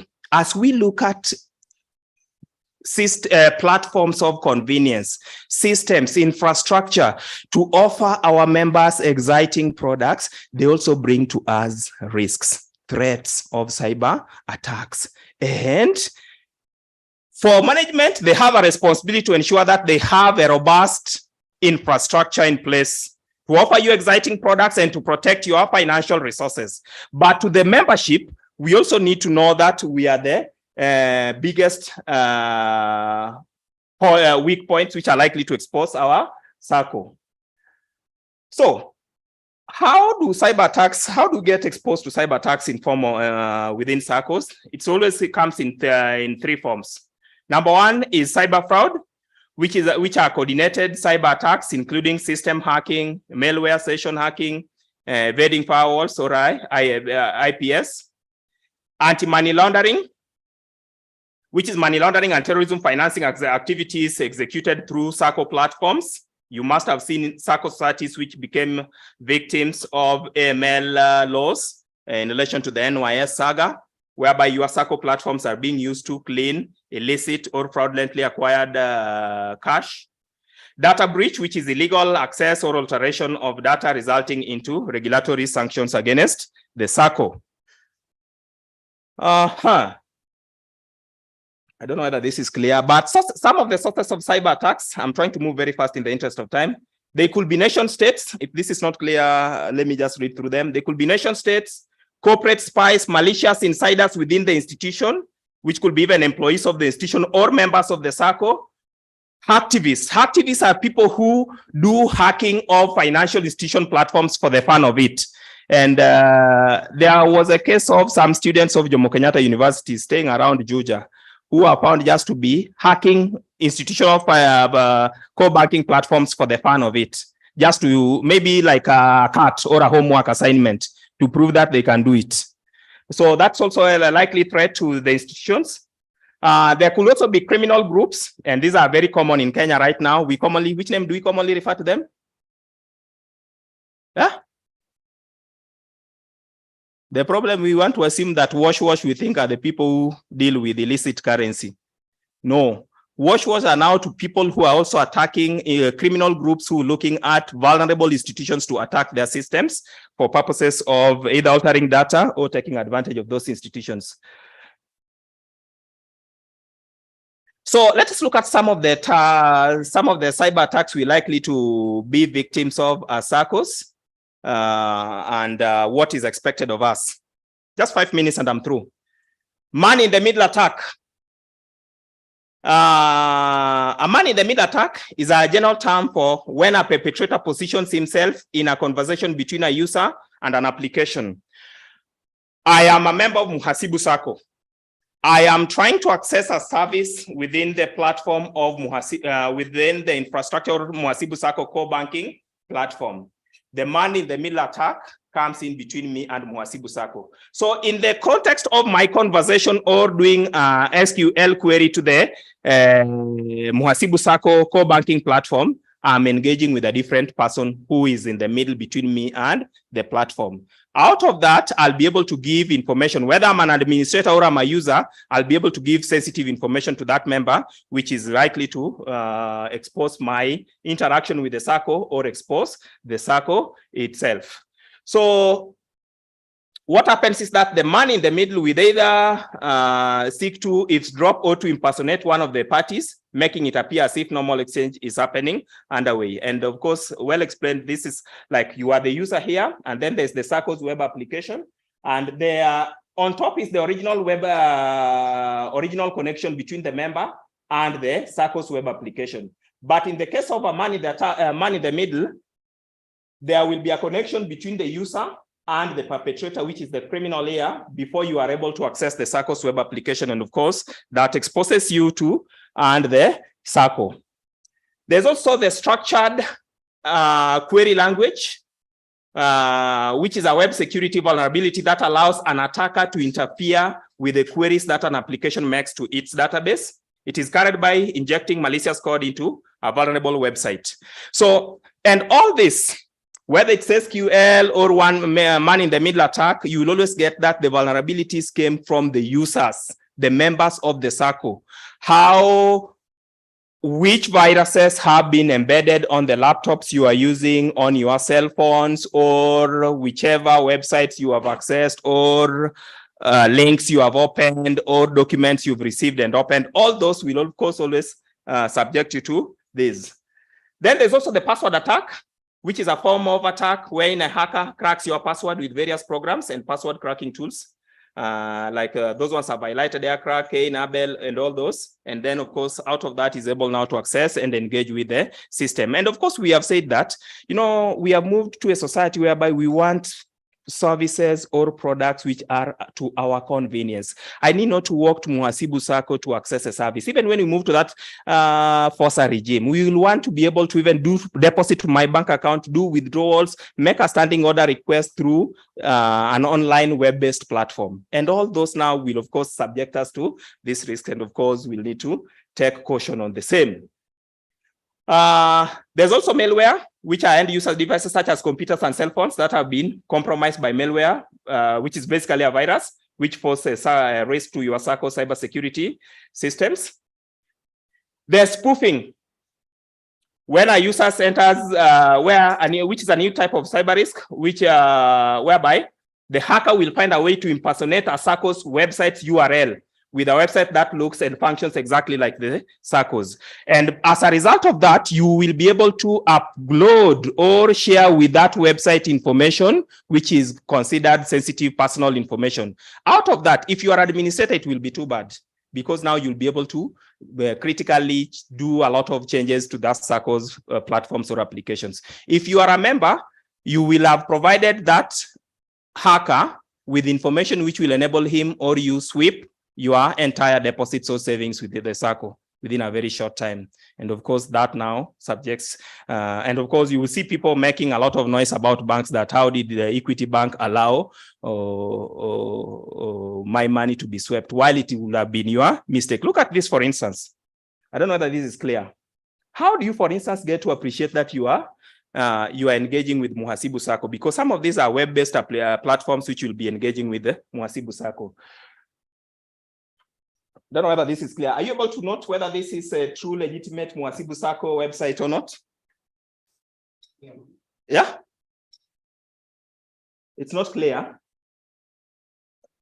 Okay, in the interest of time, I'll say that when, for instance, when you are accessing web-based applications of the SACCO, there are a number of things which you'll need to evaluate to just to appreciate the fact that you are not accessing an illegitimate website, because most of the web-based applications will always find them on the website. First of all, you'll have to get that there's a lock at the first point here. There will need to be a lock. If the website does not have that, and of course, you know, the website will of course always be a replica of this. In fact, it will be this website which will have been cloned, but it is a hacker's website, which is enabling you to try to access the system, and then you provide hackers with information, which they'll now go to access the legitimate website and obtain your information, and of course be able to transact from your accounts in such an incident. So of course, you have first of all to ensure that you are engaging with the correct website, first of all having the lock, and of course you'll have to look at like the domain name well spelled, because you'll get that if it is Muhasibu, they have maybe just changed it to call it Muhusibu. To you, you see that you are like trading, you are transacting with Muhasibu, while in actual sense, you are actually providing information to a completely separate hackers or criminals. And of course, there will also be impersonated emails, password requests. We see all this. We receive these password requests from various criminal entities. And of course, most of this is done through what we call social engineering. And let me give an example which I faced in December last year. I was in West Africa. Then I was making a payment in Kenya to a paybill account. And in the process of making that payment, I made it to a wrong paybill. So I tried to call Safaricom numbers to do the reverse because there's no USSD-based application for doing payment reversals to pay bills. There's a USSD application for, or a way to send message for money sent to another person, but no payment up, no for reversals to payment to pay bills. So the most ideal thing I looked at, how do I access Safaricom within the shortest time to get that money? So I went to the Safaricom website and of course, went to the, not to the website, I went to the Safaricom Twitter handle and made a request to them to make a that I've made this to advise me how I can reverse the transaction. And of course, immediately somebody cloned the Safaricom Twitter handle and started engaging me. Until far much later, when I was now doing my investigation, after I'd realized that I'm sending money, and this person now started giving me instructions on what to do the reversal. And of course, it took me to some of those applications which you don't commonly use. Like there was one called, is it something like Coppola Biashara, something like that. And the individual was very, very quick to advise me, and he understands those systems very well. Until the last point when I saw that the system was now querying me that you want to send money to this. And now when I obtained, okay, I thought I would be a bit knowledgeable on this. I was now being a victim. That is more of social engineering. In fact, spoofing is mostly used. There is a way whereby the criminals would have maybe picked your data either from the blogosphere or from whichever platform, and now will try to engineer your mind to their platform, and now will take advantage of you. Anyway, that's just one example. Then, of course, there are insider threats, which could just be members. I still insist on new members. And of course, the others which I'll not take up because of the interest of time, but remember, I'll share these materials. Please, let me just conclude this by saying this, in the interest of time, that the greatest threat to your circle's cybersecurity challenges will only be you as the member. You are the biggest vulnerability points. A modern financial institution's security measures is not measured by the number of soldiers who are guarding it, not by the number of or the thickness of the wall protecting its vaults, not by the toughness of the metallic doors protecting its vaults, but by the extent of appreciation of the cyber risks of its people who patronize its services through web-based applications. And of course, that is where the future of financial intermediation is going to. In fact, the future of financial intermediation, and please take note of this today, in the next 5 years at most, will not be having block and mortar offices, financial institutions. All financial institutions will be running their services from web-based or cloud-based platforms. And it will only be critical for the partakers of those services, the membership of those institutions, the users of those services to appreciate the vulnerabilities, the cyber risks which are related to that, and manage that accordingly. In conclusion, your circle will take care of this. This is what the circle will do too for purposes of cyber protection. But you as members, you are first of all expected to ensure that you will change your passwords and pins regularly and use strong alphanumeric passwords. Your circle will, of course, continuously update your operating system and application regularly to ensure that they protect your resources. They're using firewalls and other network security tools to protect you against intrusion. To you members, you have a responsibility to avoid opening mails from unknown senders in the machines you use to access your SACCO web-based platforms, or in the phones you use to access your SACCO web-based platforms. For staff who are expected to execute any administrative duties, I don't know whether there are any members who execute any administrative duties on the core banking platforms or the web-based applications which serve your SACCO needs. You can only use virtual private networks to protect aspects of man-in-the-middle attacks. Of course, the SACCO will also have a responsibility to continuously back up data. Members and employees, of course, we are doing a cybersecurity awareness, and I've said that we're doing it at a very basic form. The SACCO, of course, I know has also introduced a two-factor or multi-factor authentication when you are logging into their platforms. Of course, respect those and always ensure that you abide by the two or multi-factor authentication for purposes of accessing your platform. Kindly, when using web-based applications or cloud-based applications of your SACCO, don't use public networks. I know Kenyans like free things. We always have a high affinity to free things. Don't use public Wi-Fi. Are we together? Don't use public Wi-Fi. You will be trying to save some coins at a high cost to yourself and maybe to your SACCO. Then, of course, safeguard the gadgets you are using for accessing your SACCO platforms. Apologies for having exceeded the time which was allocated to me. I tried as much as I could to compress whatever I had, but that's what I expected to discuss within these timelines provided. With that, I would wish to invite any comments or questions.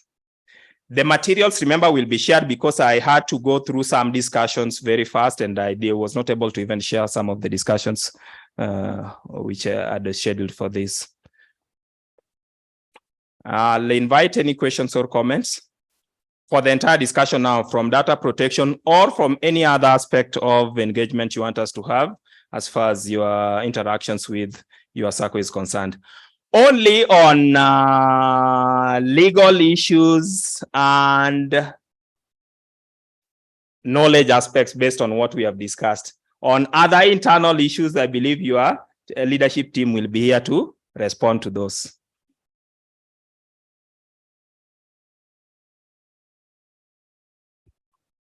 Any question or comment? Live or online? Yes, James. Thank you just for the very elaborate presentation you have made. Probably just to make our members aware that Muhasibu SACCO intended to be the first in terms of FOSA. It'll be online. If I see you, I don't know whether I'm right or wrong, that you'll be the first SACCO to go FOSA online. Is it? So, see? Second, the first one is, yeah, Nyati. Yes. So we'll be the first, second, and we are, I think then we are the first one from non-deposits going that and wearing the big shoes. Yes. So I believe that is a plus for us. And what you're saying that members let us have faith in the process. And I believe that that FOSA is going to assist us. And I hope that with those FOSA services, as our facilitator has highlighted, that you make use of them as Muhasibu SACCO now, not going through other banks. And if you be clearing checks and so on and so forth, you can process them in Muhasibu SACCO and they will still be cleared. So I believe that we're in the right direction, but it's good to take the caution of, as you have said, especially what has been common during the month of December, whereby hacking has happened in people's phone, and you receive a message telling you with somebody's phone, and telling you, send me money.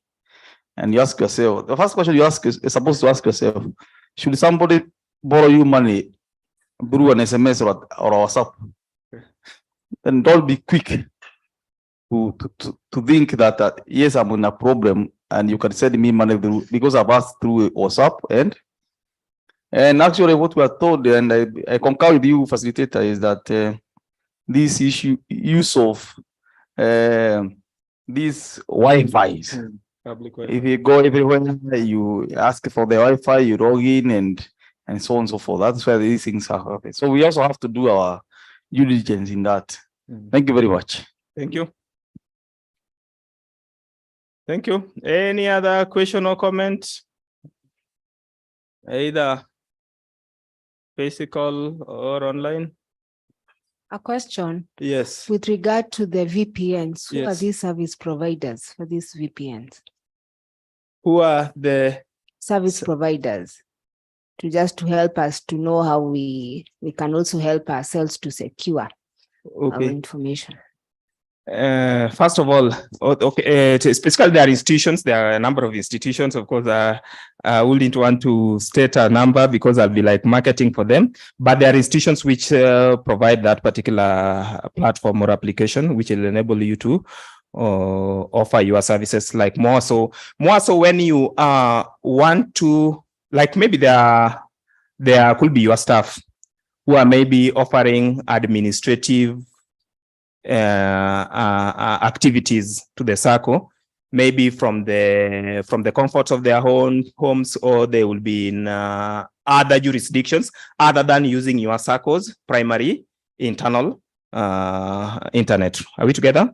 So there are institutions which will be able to offer you that application, which will now enable you that before you log in to the system, you have your machine VPN enabled, whereby you can only be able to interact with your circle's primary web-based application or core banking system through that VPN. For instance, if I am here, because if this could be my work-based machine, at any given point in time when I want to access my workplace core banking application, I can only be able to access it if my machine is VPN enabled. If it is not, I can't access. Yeah, but there are institutions. If you want me to market for some of them, I can do. Yeah. Any other? And of course, that is very critical. Accessing administrative rights in your core banking applications. Never try that outside your primary network using either home network or public Wi-Fi. No. That includes even ensuring that all the machines you use for your core banking applications, their network codes are disabled. Outrightly, permanently. Any other question or comment? General question or comment? If there is no other question, then I think we can end my presentation there. Let me finish by saying that it's been a great honor having interactions with you, and I believe we must have picked one or two from this discussion. I believe as cooperators, we'll continue interacting in future in other forums and let the movement grow. Thank you. Again, a hearty clap for CPA Mayaka. Members, I believe you've learned something new and have a better understanding of our data protection, force and cybersecurity, courtesy of CPA Mayaka. As we continue to engage with you on the online platforms, as well as respond to your questions, do let us know if you have any other questions for CPA Mayaka. He'll be able to answer on the online platform. Now we will have a presentation from Housing by the Chair of Housing, MHCL. This is a man who shares a name with the Governor of Siaya, so we would like to welcome CPA James Agnew Juan. Welcome.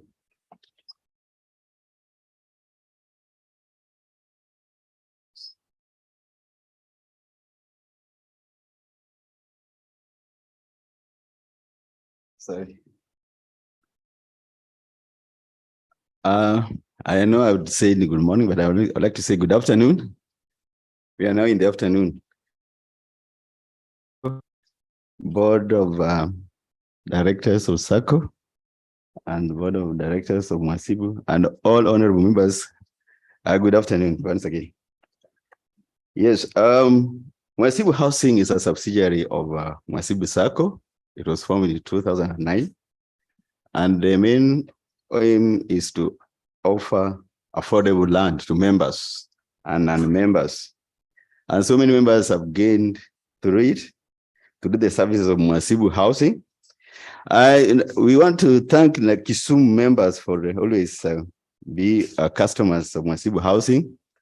But I think you can do better than that, because with the chair, in the chair's report, that's the highest loan in the circle from Kisumu-Branch is 3 million. I know the problem is because of guarantors. You know, our circle is, I've got divested members that some of them come as individual. And when you look for guarantors, you don't get them. So you're running around with papers to get guarantor. But I want to give you an easy way of getting guarantor.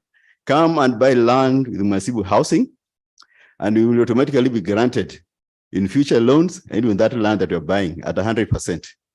No valuation. Circle has got confidence in Mwasibu Housing. So you'll be given 100% the cost of the land, and you can use it in the future. I've used several times. I've bought some plots, different places. When I want loan, I don't go around with papers looking for guarantor. I just give them my land and they give me loan without any problem. So we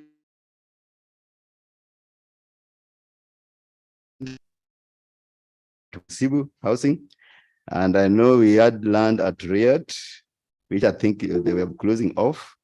We also have a land at Siala, which is still going on, and also Holo.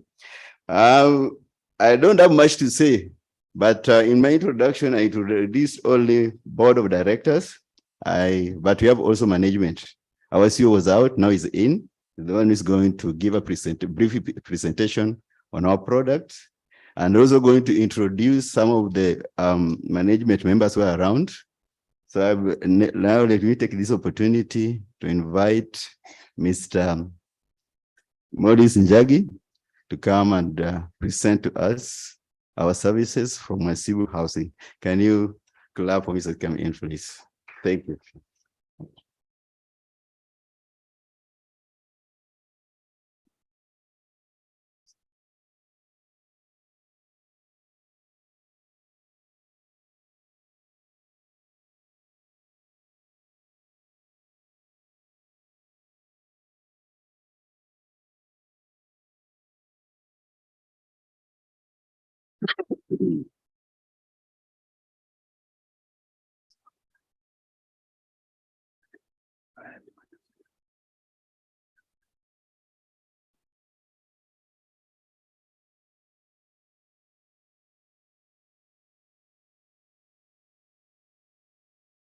Thank you, Chair. Members, good afternoon. My name is Njagi. Maurice Njagi is my name. And currently, I'm the CEO of Mwasibu Housing. And I'm happy about it. I'm also happy to be here with you this Saturday. I've been here before. I'm sure I've interacted with some of you, or almost quite a number of you, in various projects which we have been undertaking in this region. I think I've never missed an opportunity to come to Kisumu, especially for member education. Every time there is an opportunity to come here, I've always availed myself, because I consider this market as one of our biggest markets, and we want to continue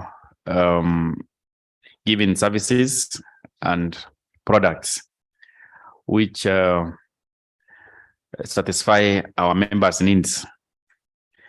So I only have one of my team members. I don't know where is Eric. You can come so that I can introduce him.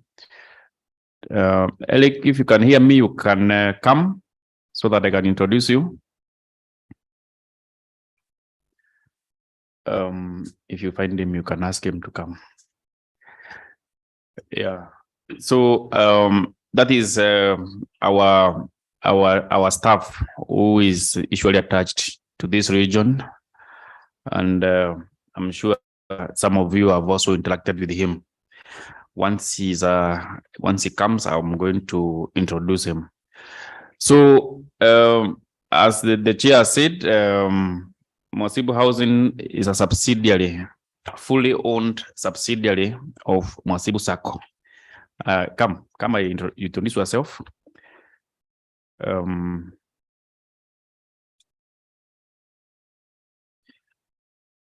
Just say your name. Well, how are you? I'm Evans Olulo. I'm an employee of Mwasibu Housing, and I'm in charge of projects in Kisumu County. So if you want any project in Kisumu, you can always interact with me. Thank you. So Evans, you can get his number. He's seated outside there where we have the registration desk, and you'll be able to guide you on most of our projects which we are undertaking within this region. You can have a seat. So I'll be very brief because I've been given only 5 minutes to make my presentation. And I know we have talked about the projects that we have handled before, so I don't want to go back to those projects. So I'll move directly to projects which are ongoing. And when we talk about projects in land, I always want to make it clear that we don't buy a property like land because we want to go and live there. Land is an investment, is a way of storing your value for money. And this can be done anywhere. You can buy land in Kisumu, you can buy land in Mombasa, you can buy land in Nairobi, you can buy land in America, you can buy land in London, anywhere you want, because this is a product which keeps on appreciating in the value. So it's a good store of the value for your money. So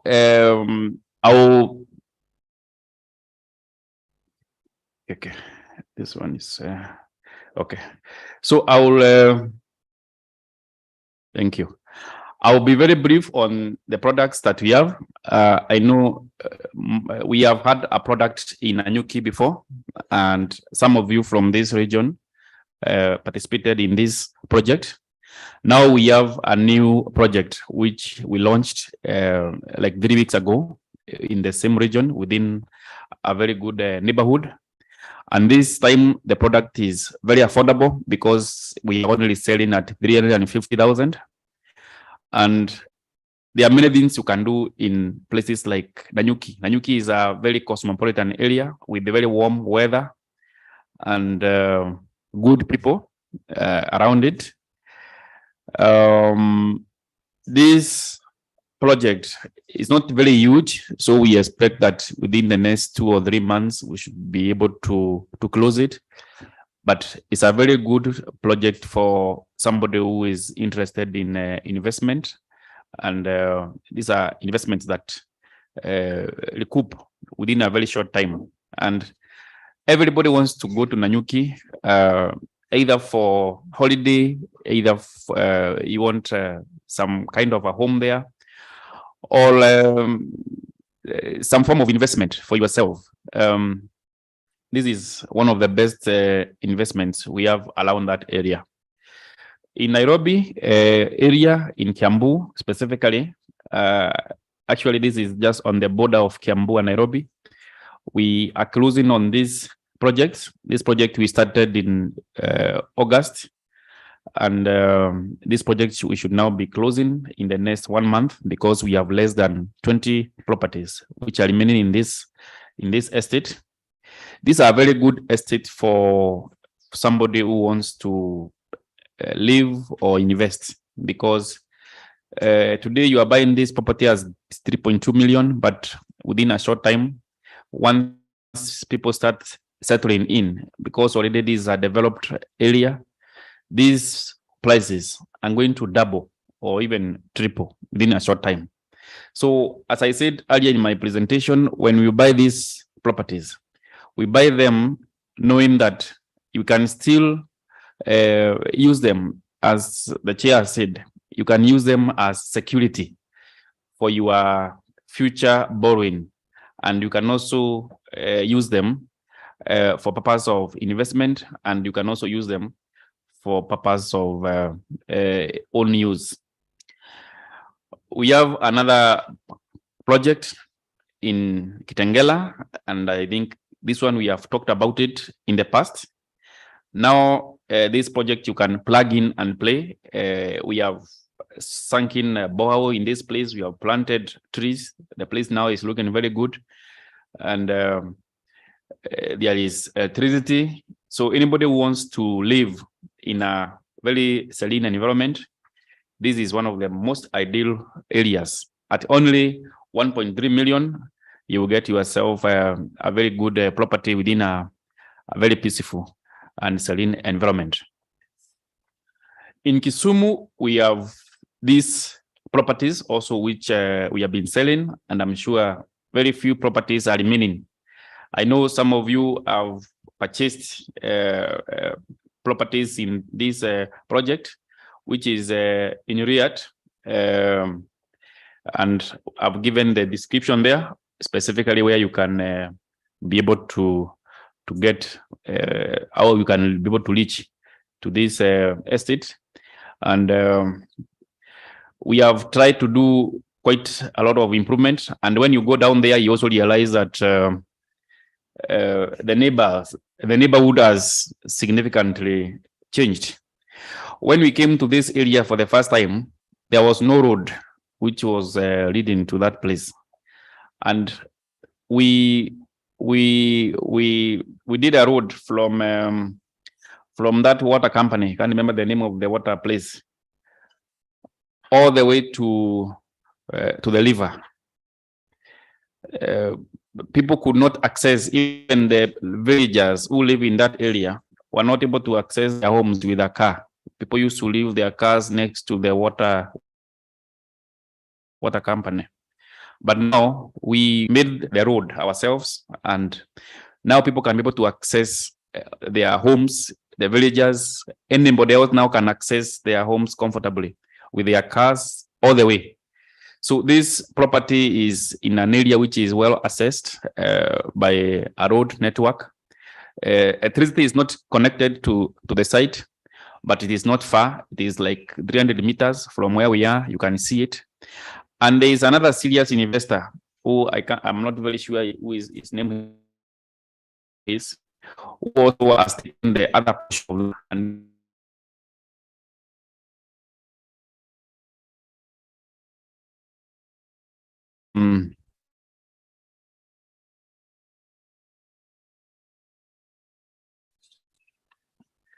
this because it's over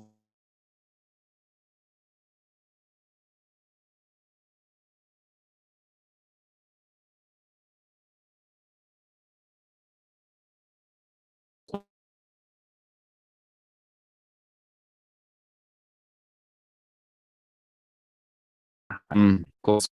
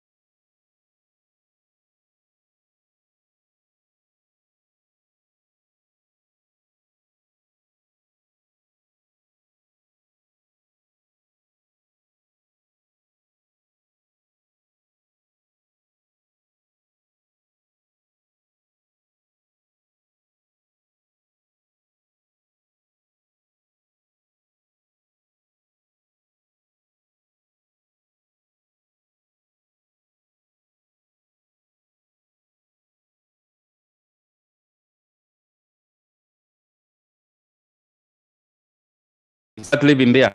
This is an area which has water, it has electricity, and the road network is motor. So I encourage each and every member to come and talk to our person here, Mr. Evans, and he is going to guide you on how you can be able to get a property within this area. And remember what we said, these properties are all very good for investment. There is no way you will never go wrong by investing in properties of land. You can never. Today you can buy at 850. Tomorrow you can come and you can get a higher value than what is the value that you have bought this property at. So, and those who are interested in a property along the beach, we have a beautiful, beautiful property in Kilifi, in Vipingo area, going for just 1.5 million. And this is a property which we have been selling for the last 1 year, although now we have increased the number of properties because most of them have been sold out to our members, and the interest of this area is quite huge. We'll be bringing another property in the areas of Mariakani, that area, and we'll be encouraging you, our members, to come and invest. Why we keep on saying this is because, as I've said, these are investments that you can do at this level. And as you move along, you realize that these are things that you come back and recoup and sell or convert into liquid when you are in need. And also when you need to get a loan from the SACCO, these are securities that you can use as collateral or as guarantor. And you don't need to get so many people to come and guarantee you when you require this kind of assistance. Around the area of Kangundo Road, we also have another property which we have been selling, very nice property. For just 595,000, you get a prime property. Joska is one of those suburbs which are coming up very strongly within Nairobi area on Kangundo Road. It is on the border of Nairobi and Machakos counties. And these are properties which are already within a developed area. So it is just also a matter of plugging in and you continue. And the payment plan that we have are simple and flexible. One-off payment is acceptable, cash payments. Installments, you pay a deposit of 30% and the balance on number of installments which you'll be agreeable to according to payment plans. And most important is that there is full financing for members of Mwasibu SACCO.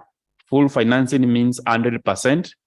You just need to come and get an offer letter, and you take the offer letter to your person at the SACCO, the accredited person, and within 10 days, your credit will be processed, and you'll be the proud owner of that property.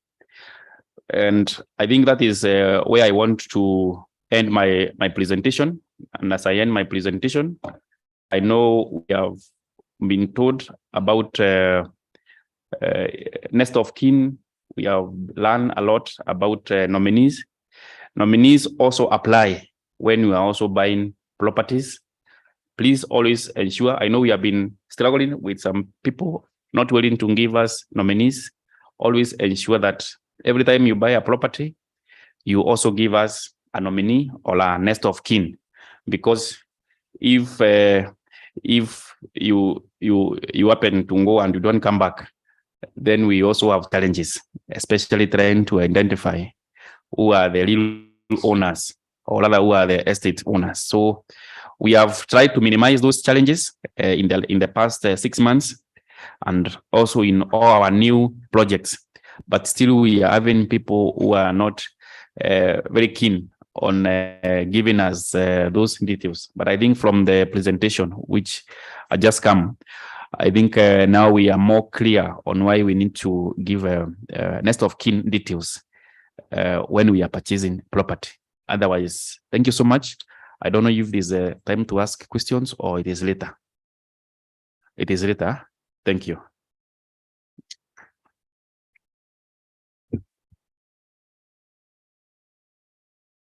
Thank you, Maurice, and the housing team. Members, if you could stand for a minute, please, so that you can stretch.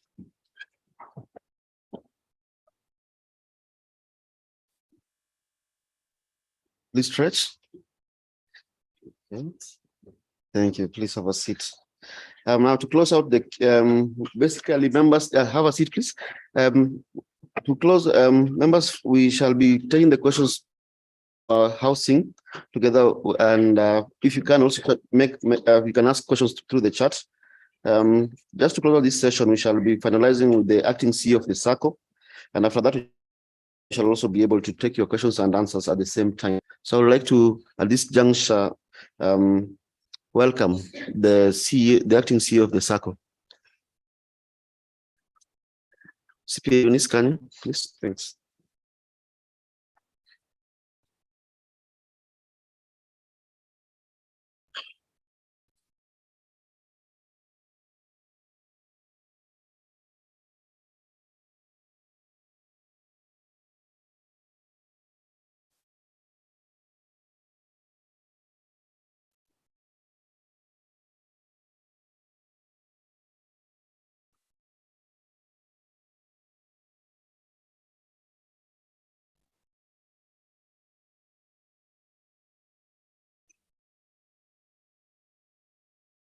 Good afternoon, members. Good afternoon. I was consulting our chair, and she has allowed us just 5 minutes. We address a small issue as we come into the session for our presentation, and the most important one, which is the Q&A. So we'll just take a 3 minutes break, and then we come back. We also seek for patience from our online team. Thank you for understanding.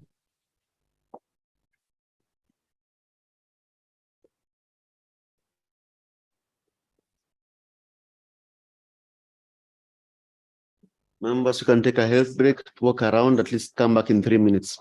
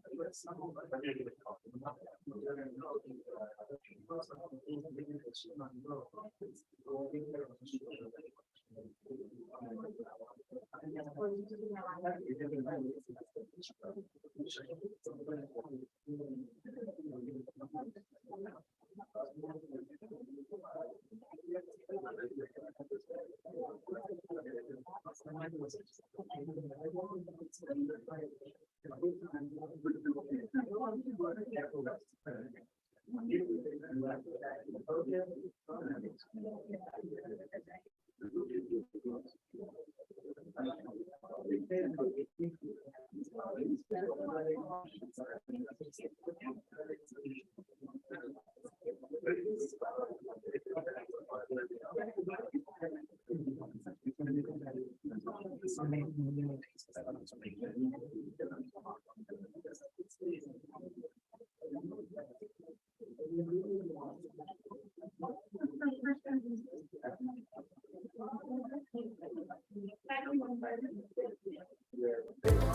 new cameras? Don't worry, we got your back. Our membership is open to all professionals, their children and spouses, groups and corporates. You're graduating soon? Welcome to Mahasibu Sacco. Mahasibu Sacco is an award-winning for professionals that is regulated by SASRA with an asset base of over 7.5 billion and a membership of over 20,000. With advanced technology, we offer services that are excellent and convenient globally. Mahasibu Sacco, the Sacco for professionals.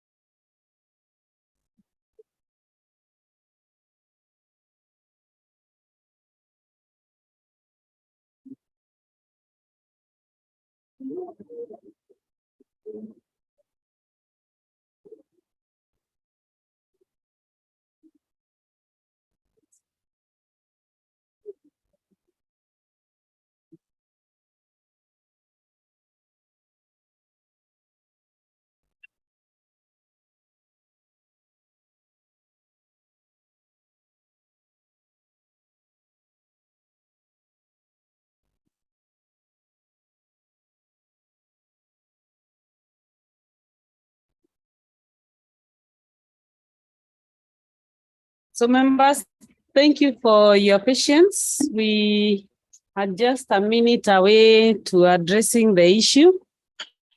So I request those that may be outside, you come in. The good thing, the next presentation is what we know already. So actually I can choose to be asking questions so that I see whether we remember all about our circle. So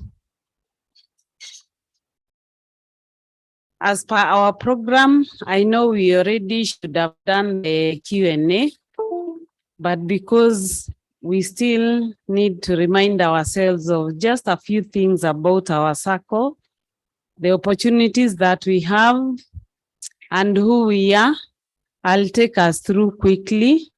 So I will not go slide by slide. It will just be a short engagement. And we really want to appreciate your attendance and your patience, even the online audience. So the way we had planned, just reminding us on who we are, who is eligible, and then we wanted to give a highlight on our products, the changes and the offers, and some of the important information to you, our members. What I have noted, my previous speakers have covered actually most of these items. So like on the first one on who we are, we already have that information. Our chair at least informed us we have now hit the 8 billion mark, and our membership is still above 20,000. However, we are saying we are open to all professionals. As we agreed, we are ambassadors of our circle. We are responsible to grow the numbers. So let's refer our friends, our family members, and all other professionals to join the circle.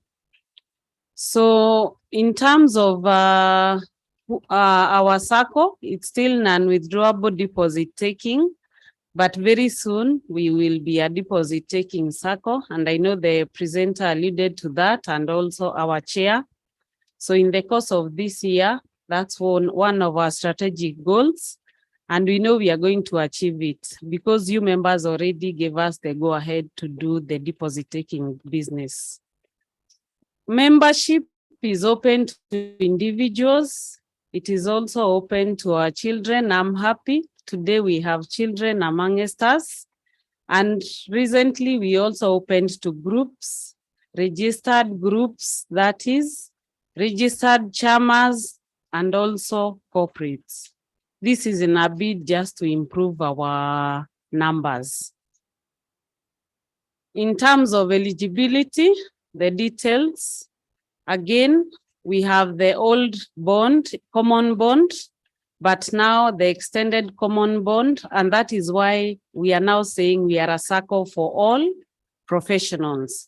So these are the specific categories, but what we should know is all professionals are eligible to join Muhasibu Circle.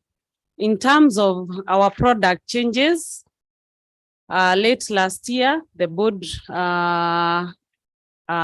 took through a process of review of our products based on the feedback that you have given. And I know we've already done a communication on some of the product changes. This is basically to take into consideration your feedback and also the opportunities that are coming up. Just give a highlight without going into the details. Our normal loan, which is our most affordable product, we have moved it from 48 months to 60 months and now to 72 months. Take advantage, apply for that loan today. As our presenter highlighted, we have so much liquidity that is not healthy. It needs to come to you, our members. Again, the interest rate for the normal loan is at 12%, which is quite affordable. Then the mobile loan, and this is the product that we have noted our members are really patronizing. We have enhanced it. Initially, we were lumping up all members in the same category, but now we have tried to just break it up. so that even those who have not reached the 50,000, they can get something on their first borrowing. So if you have 50,000 and below, before you are not able to access the mobile loan. Of course, there's a condition of the 6 months. So you'd be able to access 10,000, of course, with the limit to how much you have with the SACCO, and then you'll be graduating with 5,000 on monthly basis. Then if you have deposits of 500,000 to 1 million, you will be able to graduate by 20,000. Then for members with deposits of 1 million and above, they'll be able to access instantly 100,000 on their first borrowing, and then they can graduate at 20,000. This, we just decided to break down the product just to make it attractive. It remains at 5% per month, and now we have extended the period to 6 months. So this gives you an advantage because the feedback we got was that paying the full amount in 1 month was a bit heavy. So now we have moved that to 6 months. So take advantage and apply. Again, it's just instant. Log into the portal and apply for a mobile loan. The same to Rahisi. This is the loan for our net savers. Basically, I need some money. I have saved with the SACCO. I don't have a loan. I can easily access this product. So we have increased the limit from 300 to 1 million, and then the period from 1 year to 2 years. The interest rate still remains very low at 10%. Take advantage, especially our net savers, patronize this product.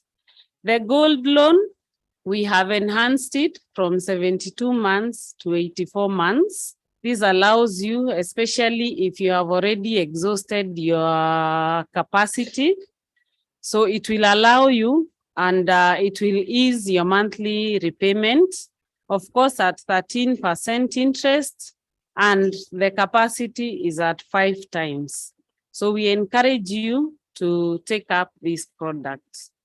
The self-guaranteed loan, we've had you. There have been questions of why do I have to provide for so much information?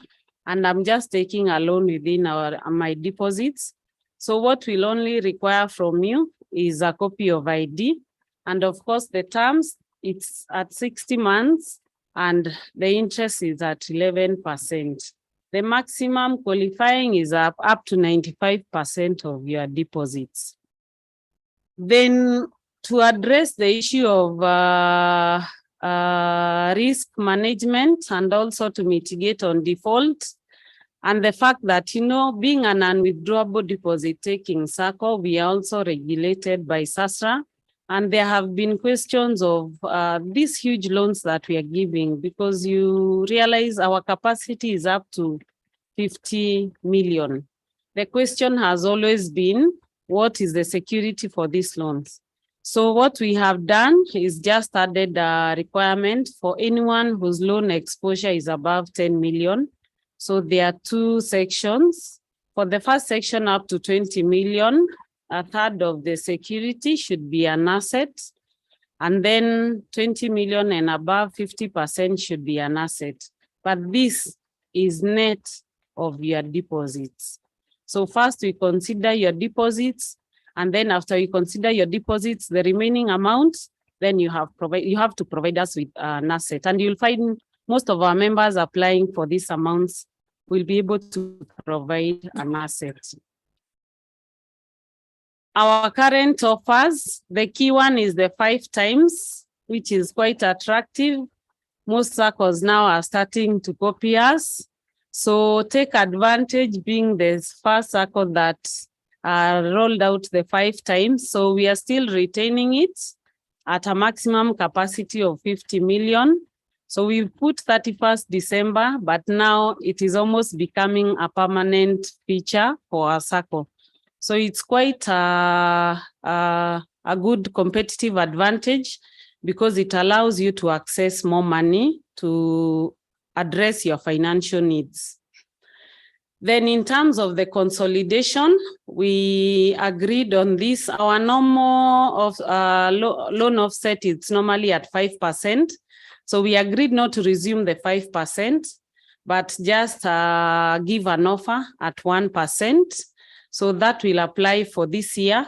And we request you to take advantage of it, consolidate all your loans so that you can reduce your obligation and address your other needs. So with the extended repayment periods, both for the gold and the normal loan, this will enhance, especially those members who have already paid some bit of their loans.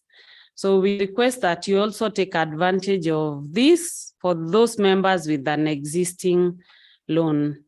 On restructure, we are retaining the relief at no cost, owing to the fact that we are still recovering from the COVID period. We have not recovered 100%, so we are still allowing you to restructure your loan at no cost. And on this, we encourage, if a member is facing any financial difficulties or if you foresee you're likely to get into that situation, engage the SACCO because we'll be able to give you these options, and restructure is one of them.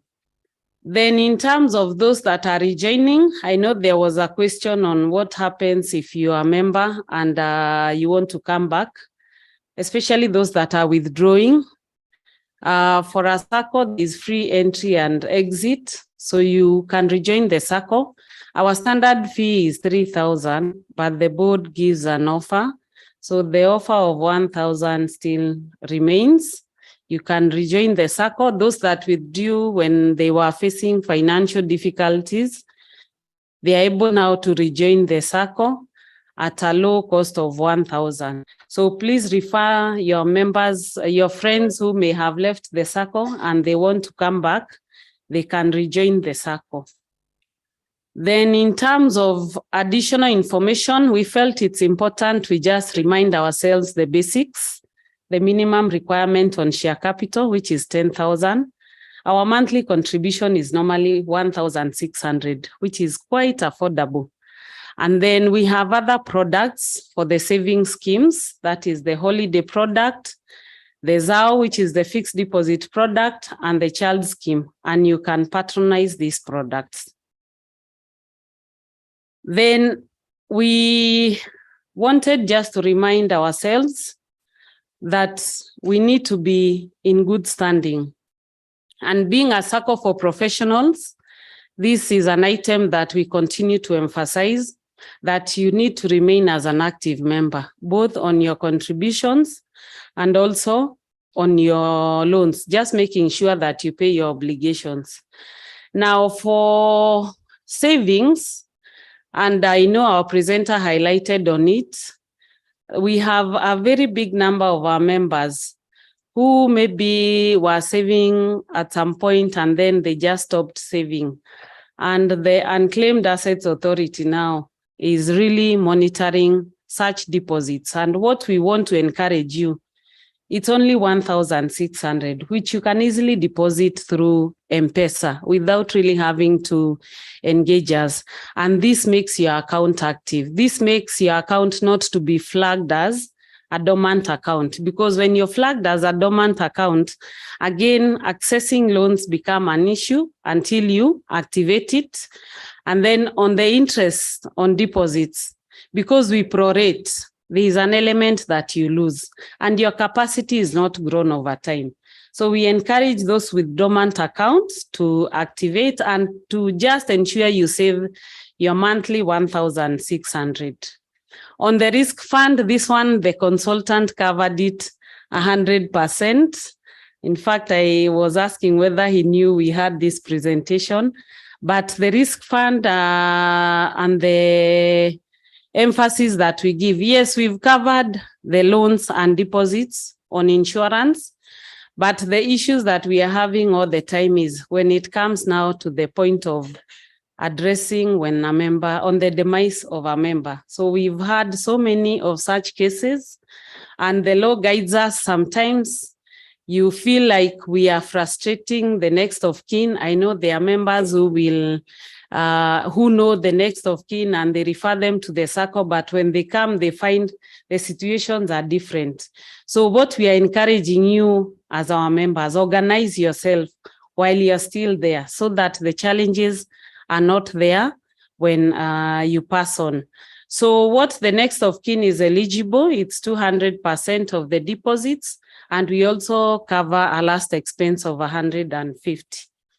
What your contributions towards this is normally 1,200 every year. So your responsibility is to appoint, and also you update us when the circumstances change. We also encourage you, log into the web portal, confirm what is reflected on my card as the next of kin. Because in that case, then you'll be able to have addressed any issues that may come up. And again, just to confirm, as we highlighted, there is a requirement for you to have the next of kin and the nominee. In case they are the same, most of our members, you'll find they are the same. But if they are different, then there is that provision so that you can do the allocation for the percentages. For loans, when you're applying for a loan, we've said the borrowing capacity is 5 times. It must be secured. Then you must have been saving consistently for 6 months. But we understand the nature of our members being professionals. Sometimes they get finances on periodical basis. So as long as you have informed the circle that this contribution is to cater for this period, that we also allow. So we will not be penalized, and we will consider that when you apply for a loan. If you have loans, or if you previously took loans, your repayment history should be good, because then that is the basis of our assessment. Then the people you've guaranteed, as I highlighted, our emphasis is on ensuring all professionals are in good standing. So those that you have guaranteed, they must be in good standing. And of course, your income must support the loan. You should have a positive CRB rating, and your guarantors should also be in good standing. It's important for this information because when you apply for a loan, it's not just filling the form and submitting. There are all those things that you're supposed to ensure you consider. Now, guarantorship, we always emphasize on this. It's always the easiest form of collateral. I mean, just getting your friend to sign for you and you get the loan instantly. It's always the easiest. However, there are things that you must ensure you have affirmed yourself, especially before you sign for the loan. Critical, you must know the person you're guaranteeing, and then you must know the moment you put that pen, the signature, it's a pledge that if this person fails to pay, I am going to pay for this loan. We'll communicate to you, and we always inform you. In case you're in dispute, you inform us and we give you a contact. But you're supposed to confirm before you guarantee. Satisfy yourself that I know this person, I know why they are taking this loan, and I am committing. In case of anything, then I will take up. And you have a right. Tell them to give you their credit rating. Tell them to satisfy you that they don't have issues elsewhere. This one will give you confidence that the person you are guaranteeing is actually in good standing. Again, if along the way you guarantee a person and along the way things change, we allow for substitution, but substitution is only for active loans. So you will engage our recovery department, and there are forms that you will be required to fill. The other item, we thought it's important, we just highlight on PR, the fact that now we are regulated, it's an area of focus, and as our consultant highlighted, it defines whether we are stable or not. So how we will address this, there is the bit that we do on our end, but also there is a bit that you assist us. So when you're taking a loan, please know why you're taking that loan. The purpose of the loan must be clear to you. Don't just take a loan for the sake of seeing money in your account or for the sake of pleasing your friend. Know the purpose of the loan, because the intended purpose should generate income to support both your current and future goals. The loan repayment, when you take up a loan, ensure you pay on time. And we always inform you how much you're expected to pay. When you pay on time, your credit scoring is enhanced. Every time, review your account, get into the web portal, confirm, I paid for my loan. Has it been reflected? If not, why? Put us to task. This is what we are doing to ensure that we update, but also you assist us by addressing any gaps that could be there. Then on communication, always communicate to us with the right channels. Then on the default management, I know most of our members have been asking questions, especially you log into the portal and you see the dashboard and it says you're in arrears. Sometimes you make a payment and you go to the portal and immediately the arrears are still showing. And there have been those questions of, I have paid, why is it that the arrears are still showing? So there is the back-end activities that are run, and the updates are periodical, but as and when you raise an issue, that is always addressed. So because it's an automated process, sometimes it is not instant, but when you give it time, it always goes away. But arrears, it means when you see the arrears, it means your loan is overdue and you need to make good the payments. So it's important when you see the red on your account, you just ensure that you make the payment. For the PAR, the categories are 3. Your loan can be on watch, your loan can be substandard, and your loan can be doubtful, and the last one is usually lost. So when you're on watch, you have 1 month arrears, substandard, it is 2 months, and doubtful, it is 3 months. And always when we are communicating to you, we tell you what happens if you don't pay and the options, because on default management, we also have the guarantor liability takeover, especially for guarantors who know that a specific member, they know they are facing a challenge.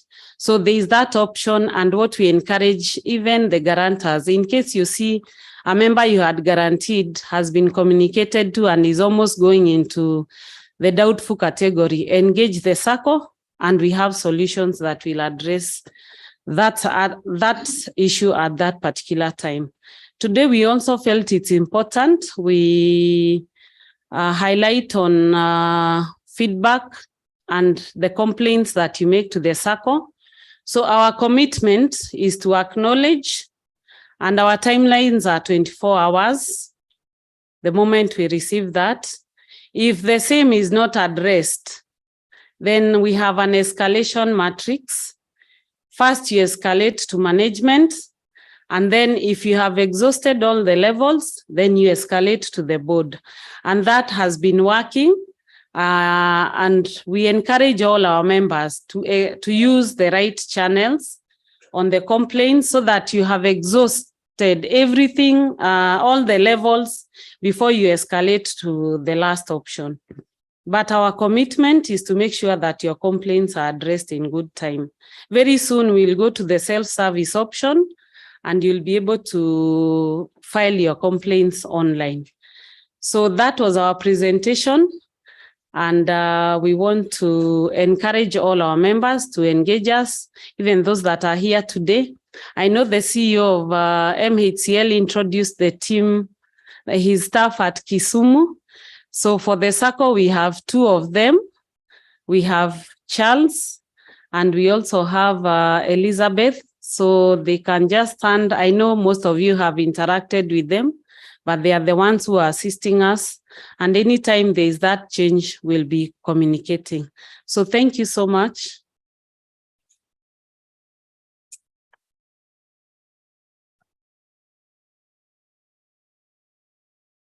Thank you, CPA News, for the informative presentation. We will now move on into our interactive Q&A session. We shall have 20 minutes to address questions, and the session will be facilitated by our Honorable Secretary, Ruth Kinanjui. CPA Ruth Kinanjui, welcome.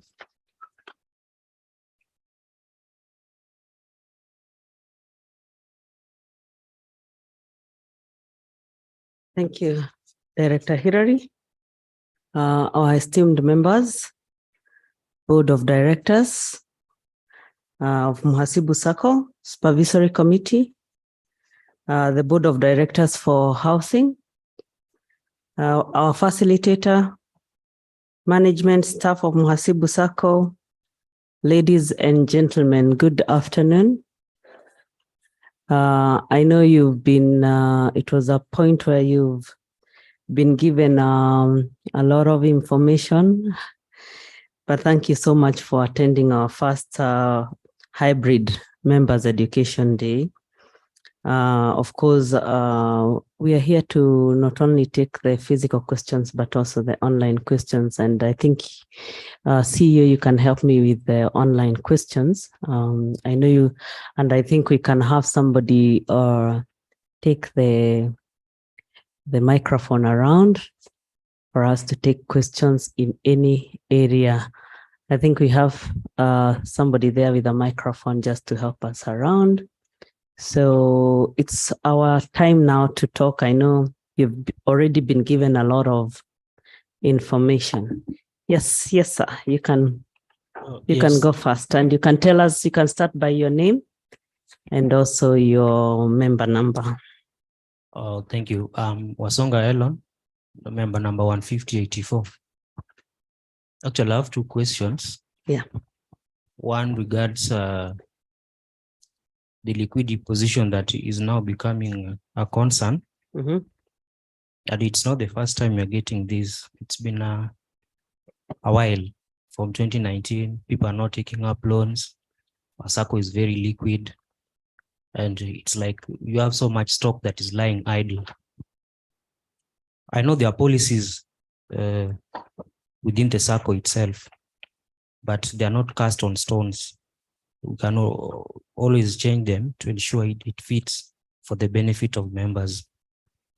Now, is there any other way you can find or how to invest this extra cash that you have so that we do not just have it lying in our accounts of the Sacco, to want some return that members could benefit from?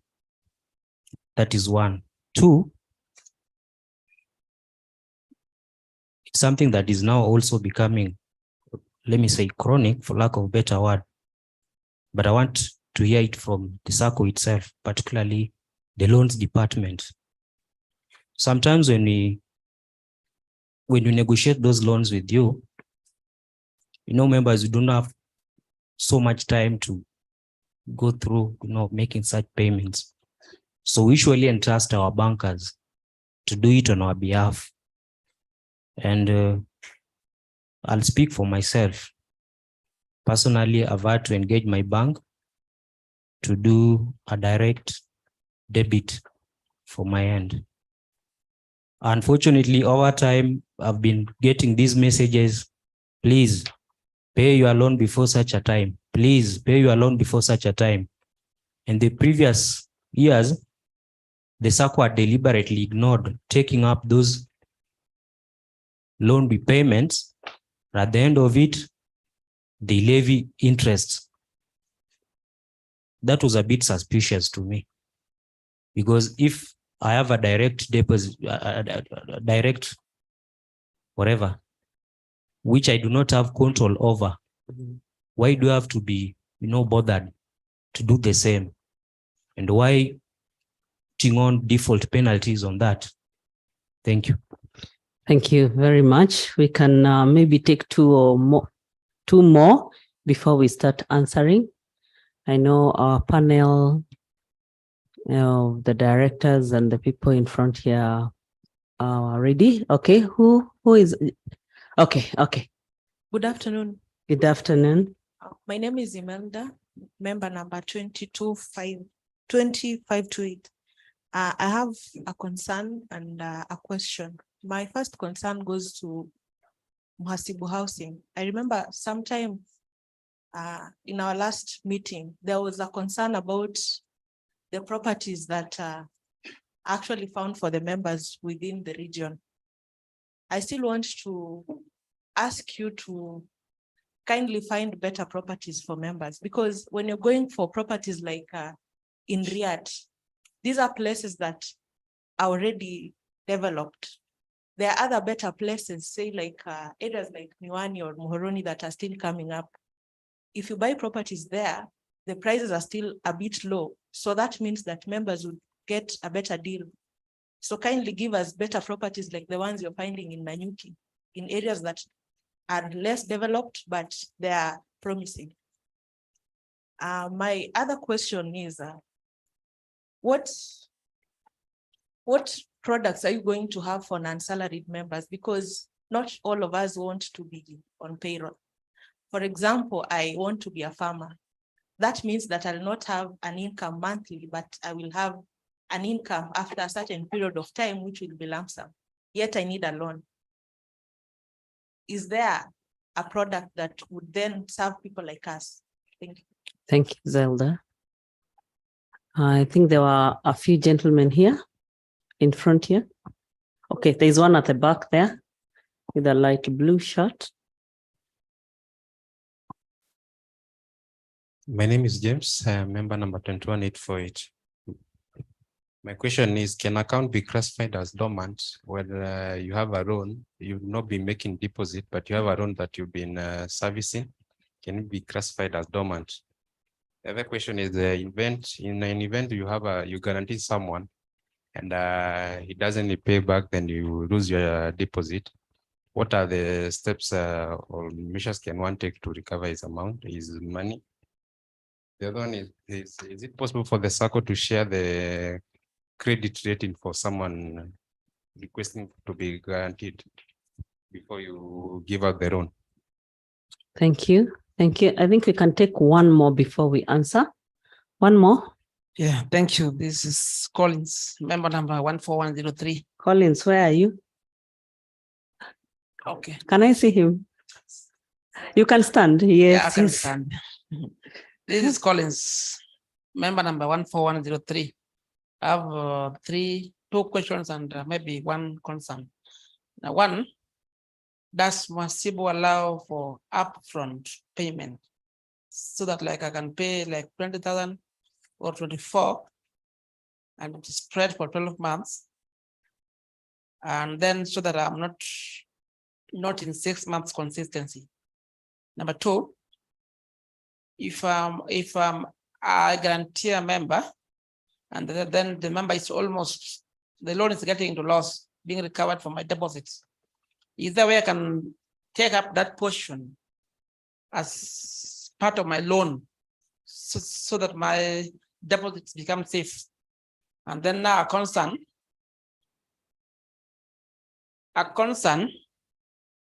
the FOSA that is now slated, that's now being introduced by the SACCO, was in the 2015-2020 strategic plan, and it never went through.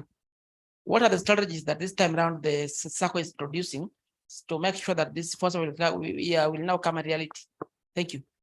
Thank you so much. I think we can answer those ones for now. And I think I will give our panels the first opportunity, and I'll first start with MHCL to answer the question by Zelda, since it's only one question you have from for MHCL. Maybe CEO. Thank you.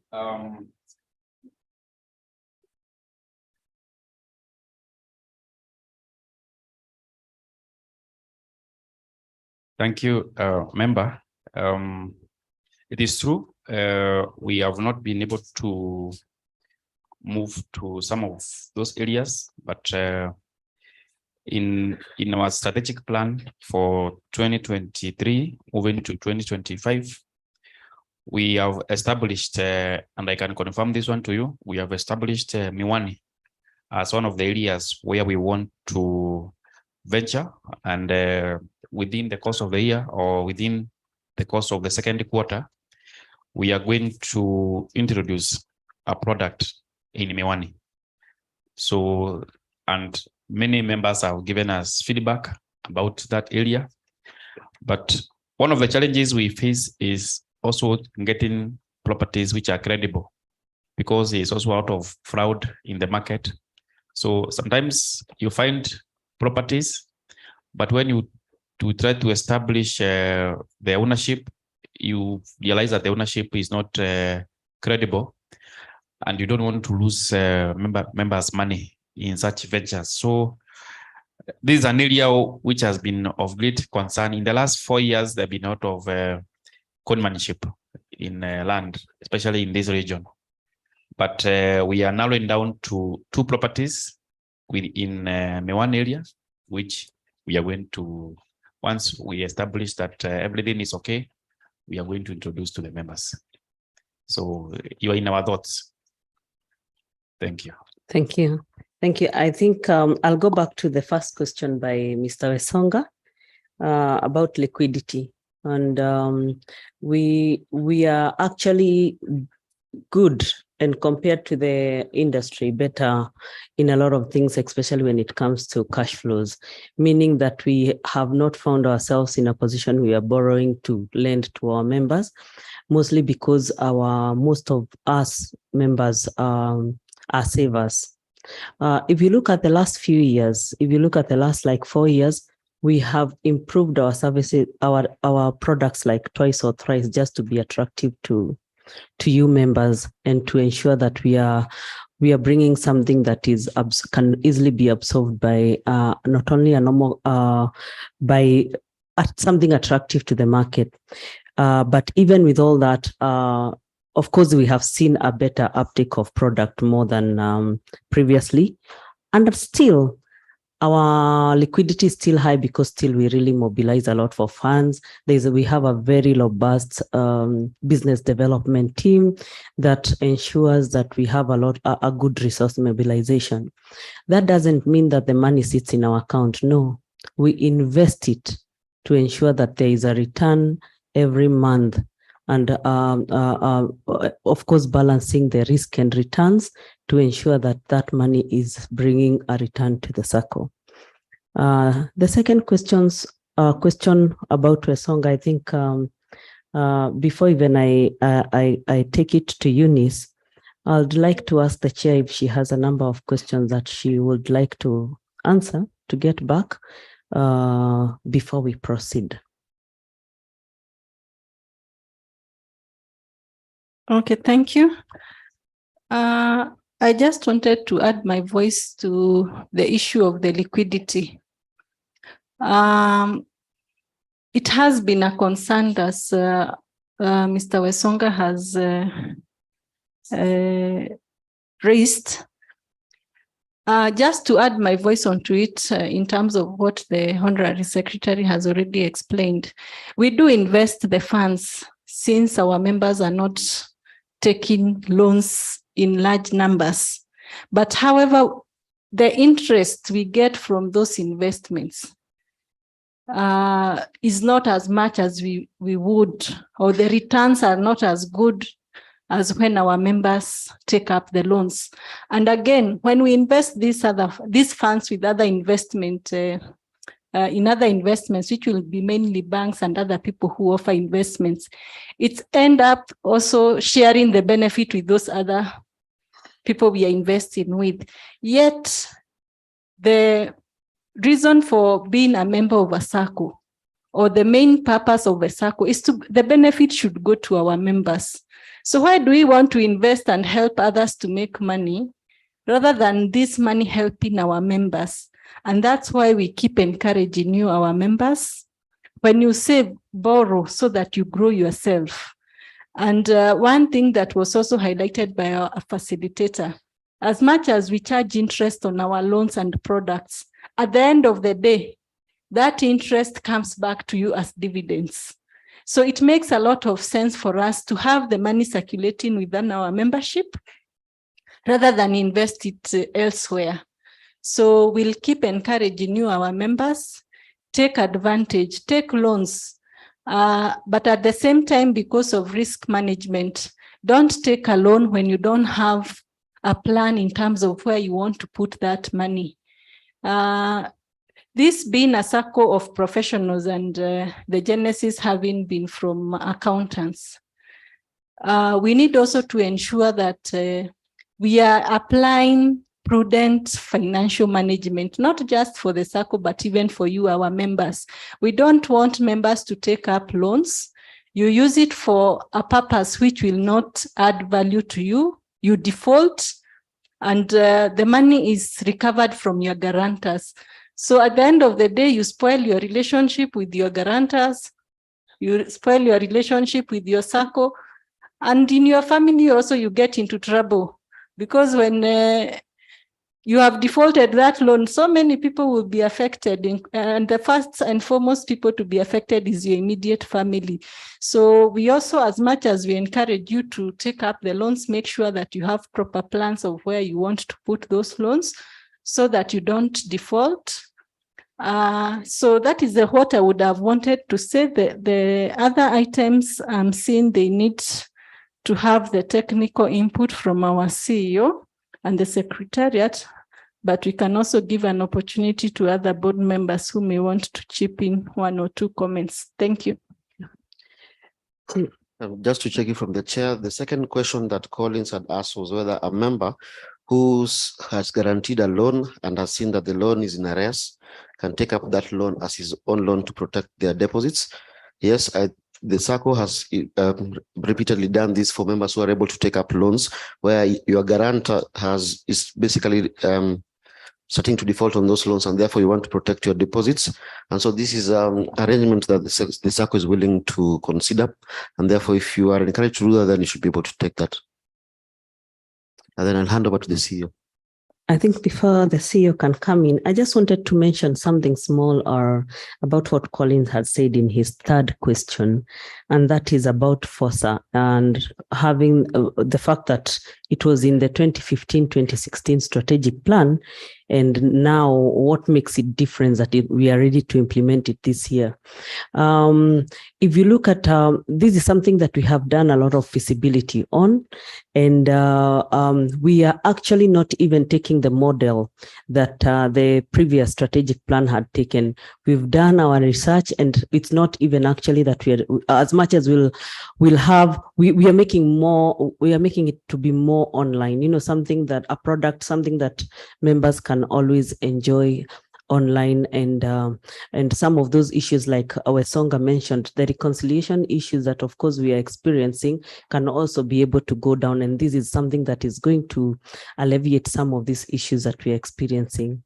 Yeah, so it's something studied, feasibility done, and we know the implementation plan is going to work, just as other things or other products or other areas that we've been able to improve. Thank you. See you. Okay, I'll address the other questions. There was a question on a product for non-salaried members and how we serve such members. I want to say already, even the current products that we have, it is not just for salaried members. We also we consider business income or any other income, as long as you have an avenue where you generate income and it is properly structured, we accept that. What happens is, if you have a registered business, you'll be requested for a 1-year statement.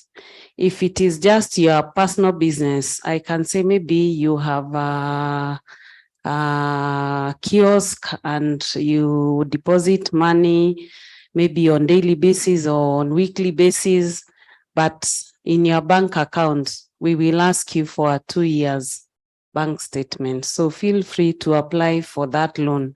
The challenge we have is if you're using your M-Pesa line, that one we are not accepting at the moment, because your M-Pesa line, you use it for your pesa ya kawaida and these other money, so we cannot differentiate.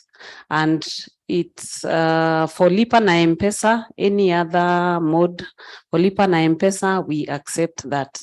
So feel free to apply for a loan and use that income. We also encourage members to make sure they can account for their income. Whatever money you're making, put it in a structured way so that now you can produce that evidence when you're applying for a loan. Then there is the question on the measures to recover money. If you guarantee someone, what are the measures that the SACCO has in place to recover money? As I had highlighted, when you guarantee, it's a pledge and the policy guides us. However, we don't just stop at recovering the money. And I know members are aware, we have gone to the extent of referring cases to the cooperative tribunal, basically pressuring the defaulters to pay to the SACCO so that guarantors can recoup their money. What we encourage you is, please make sure when you're guaranteeing, you know that person that you're guaranteeing. On sharing the credit rating, that is a no. We will not share their information with you because we are bound. It is your responsibility to ask. If I have come to you, I have asked you to sign for me, I should be able to give you whatever information that you require. Otherwise, the SACCO is bound. The SACCO will not share the information with you. But the loan applicant, you should ask as many questions as you can, as many reports as you want, request that information from them. But the SACCO is bound and we will not share that information.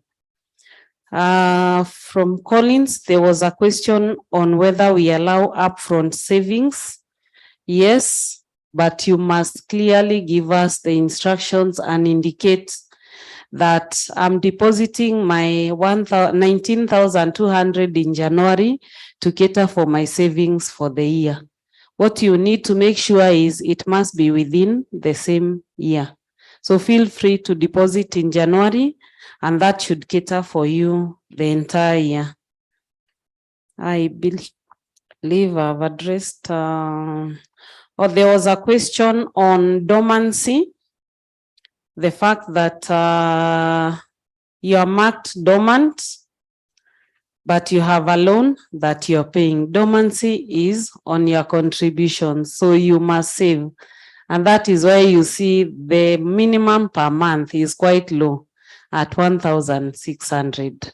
So as long as you're not saving towards your deposits, your account is flagged as dormant. Remember, the loan is a contract, it's an obligation with its terms and conditions. Thank you.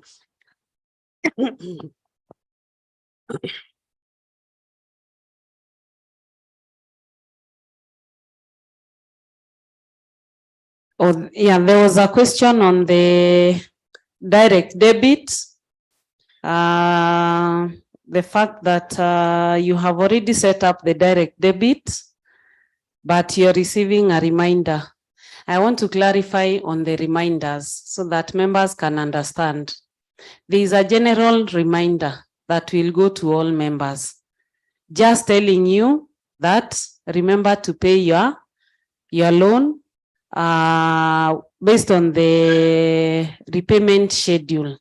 So we have that general reminder. Then for the direct debit, yes, we have a team that addresses the direct debits, but the challenge we've been having, you can set up that direct debit, but it does not go through. So even for the direct debit, we always have that reminder. The issue of the penalties, I would want to pick that up because if you made a payment, then we shouldn't have charged you the penalty. So I'll just pick that up and address it because it is specific for him. Thank you. That's true. And also some direct debits don't come with a name. So when there is no name, also it becomes a challenge.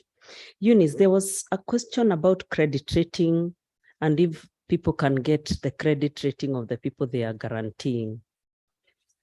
That's okay, yeah? So I think that's okay. And before I pick other questions, I don't know if we have any online questions.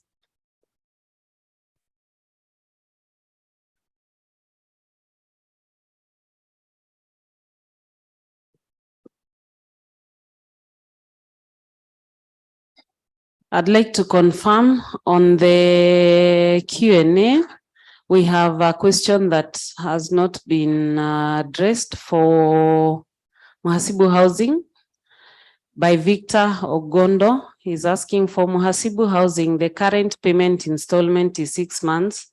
My plea is for the installment plan to be extended to 3 years for members. The other questions have been addressed. They were general questions, but we have one member who has raised his hand. He's called Paul Madao. I believe we can pick up with the next session of questions. Okay. So, CEO, you want to deal with that first? From Victor Ogondo. Thank you, Mr. Ogonda. I think what we have done is because the properties that we sell, we also have an obligation to the vendors, rather the people who have given the land to us. And we also try to ensure that we pay within the agreed timelines. What we have done is that we have extended some of these timelines beyond 6 months, but under clear circumstances. And where a member is not able to pay within the time frame which we have agreed, there is another alternative, which is to get financing directly from the SACCO. And I think that is what we have been emphasizing. Where members are not able to pay within the time frame which you have agreed, the SACCO is able to finance 100%. And sometimes the balance which is owing, the SACCO can still finance. But when we push it that long, then it means that we are also not able to meet our obligations to the people who have supplied us with the properties. And that also delays other members because we want to convert the property within a short time so that members can get the ownership documentation, they're able to move in and do their stuff. So that is something which can be debated, but at the moment, the policy does not allow us to do that because there are other alternatives, like getting full financing from the SACCO. Thank you. Maybe we can take then the online questions. Eunice?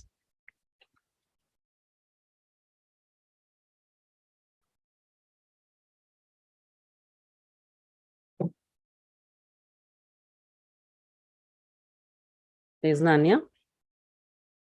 We can allow Paul to ask his question if that's okay. That's okay. Go ahead.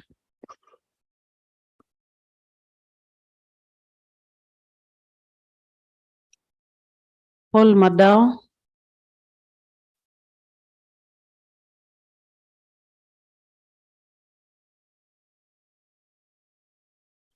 Paul, can you hear us?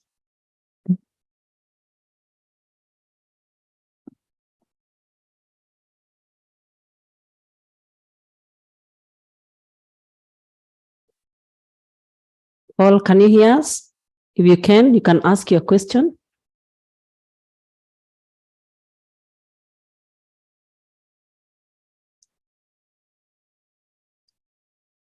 Paul, you're on mute. Please unmute.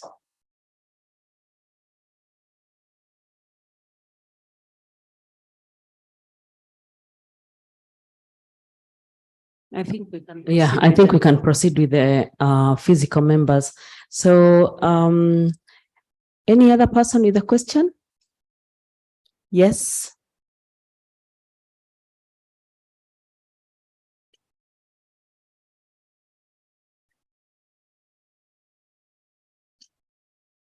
Okay, I'm Horace Cigar. Member number 24143. I have a question. Hello. Is it possible? Just hold on. I think Paul is talking. Paul, can you hear us? Yes, I can hear you guys. Can you hear me now? Yes, project your voice a little bit and ask your question. Yeah, sorry, and I'm on the road and I'm having some connectivity challenges. Two quick ones. One is on the FOSA. Can you hear me? Yes, we can hear you. You can tell us your member number. 3464. Now, the first question is on the FOSA. Can we get some framework? You know, some guy asked a question there and I don't think the response was was adequate. Can we get the timeline? You know, just telling us that sometime this year we will do something is not adequate. So can we get some timelines as to when this is going to happen? And then the strategic question that he asked on what didn't we get right and what are we getting right? I think the response also was not adequate. Just telling us that you thought what was there are now different is not enough. Can we be told what exactly was crafted and is now not working that you people think you have already fixed?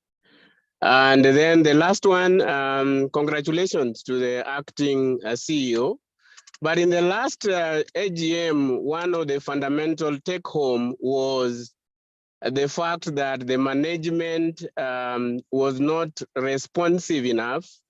We were dealing with some rogue management staff who are insensitive to the members' request. And we had mandated both the board and the leadership then to make sure that such staff are retrained and refreshed on matters customers management. Can we get assurance that that has happened and that things are now working better than we were before?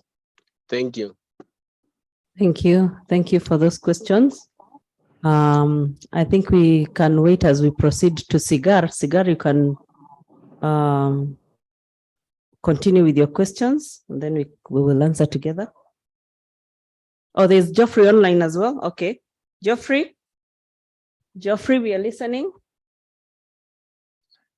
Hello. Yes, Geoffrey. I am member number 03491. Yes. The issue I have is just a concern, the turnaround time, because I've been raising an issue. This is a personal issue. I've been raising an issue with the office about an account for my child that was, yes, initially set up to be a main member, which later on when I wanted to change to the junior account, it was said that the child had passed the junior age. Now, of late, I've not been able to access that account online, and I wanted it updated with a telephone number so that I could get the OTP number and then be able to access it. This one has taken almost 2 weeks, back and forth of the through emails. I've even filled the biodata information form, which was sent to me through email, and I'm still waiting. So the turnaround time needs to be really addressed, because such an issue where it's just a number that needs to be keyed, this is an account that is known, that is, I've been the one depositing there the cash, and then it takes such a time to be able to access it. So I think the turnaround time needs to be really addressed. Thank you, Geoffrey. Any other online member? No, yeah, I think Sigari can continue with you. Okay, my question is, for example, across the year when you have some sufficient deposits and you feel like you want to transfer a portion of it to share capital, is that possible? Secondly, I've seen that we've invested in real estate. Probably I've come to realize that some of the members have not gained that financial muscle, probably to take up some of the product like for the plots. I think we also need to diversify so that to other items or other products that will motivate members to take loan. Probably I've seen in the leaflet somewhere about the motor vehicles, there could be someone who is a farmer who might need just a second-hand pickup. Then another thing is about dividend advance. When I check in the portal, I'm seeing there's dividend advance. Probably I would like to know at what percentage of original dividend is dividend advance given. And up to now, probably personally, I've not seen a dividend declared. So that's my question. Thank you. Thank you so much. Yeah. I think we can take one more and answer them as 4. We have one person. We have 2. We have one at the back and one here. Should we take those 3 first? Let's take all of them 3. Then we answer them first. Yeah. We can start with him. Okay. Hello. Member number 0549. Your name? My name is Clement Agot, member number 06549. Still, it had been raised before, but it appears to me it has not been adequately answered. Coming from the background that there is a shift into business area for globally. Yeah? So is there a product clearly for the SMEs? And what do the SMEs need to do so that they can access it? Thank you. Thank you, Mr. Ogot. We have him as well. Thank you very much. My name is Kevin Uching, once more, member number 18020. My question is on the issue of Muhasibu housing. I remember very well last time when we made a visit at the site, that is Riyadh. At one point in time, we went there to visit that site to see the pieces of the parcel of land. Now we were told, we were encouraged to make an attempt of buying that piece of land. Now my question is, as a member, if I happen to acquire a piece of land within the land or within the Riyadh, am I allowed as a member to, I can wait for some time without developing the piece of land, then after sometimes I can sell it without developing it? Because the fact is, according to what we were advised, that when you acquire the piece of land, you have to develop it. So suppose I don't have that capacity, as at that time, am I allowed to acquire that piece of the parcel of land? Then after it has appreciated, I can sell it maybe to another party. That is my question number 1. Question number 2, on the issue of the liquidity of the SACCO. I think this is a major concern, because due to the fact that members are not taking the loans, that is to speak.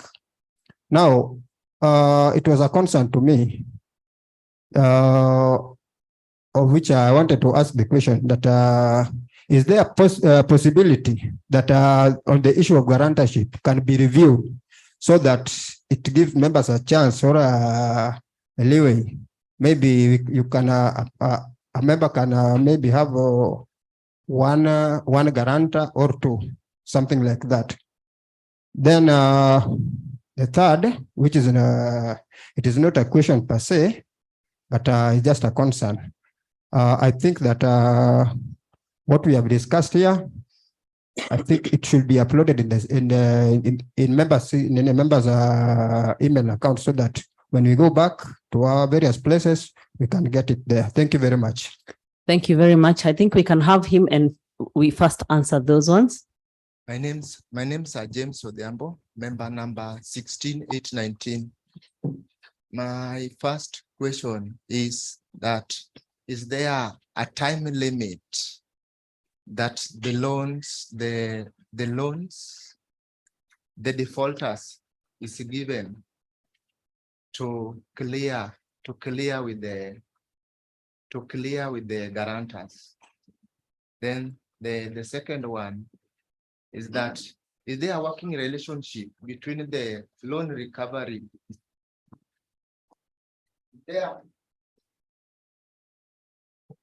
Is there a working relationship between the recovery team, the defaulters, and the guarantors, so that any progress on what has been recovered can be shared between the 3? Thank you. Thank you very much. I think we can answer those ones, and maybe there's one more. Okay, let's have him. Let's take his. Thank you for that. Thank you. Yes, my name is Ibrahim Mutino Kura, member number 24364. My first question is connected to a question that was asked, but I've not. There is a portion of time. So my question is, at what point in time do I go for restructuring or negotiating my loan status? Yes.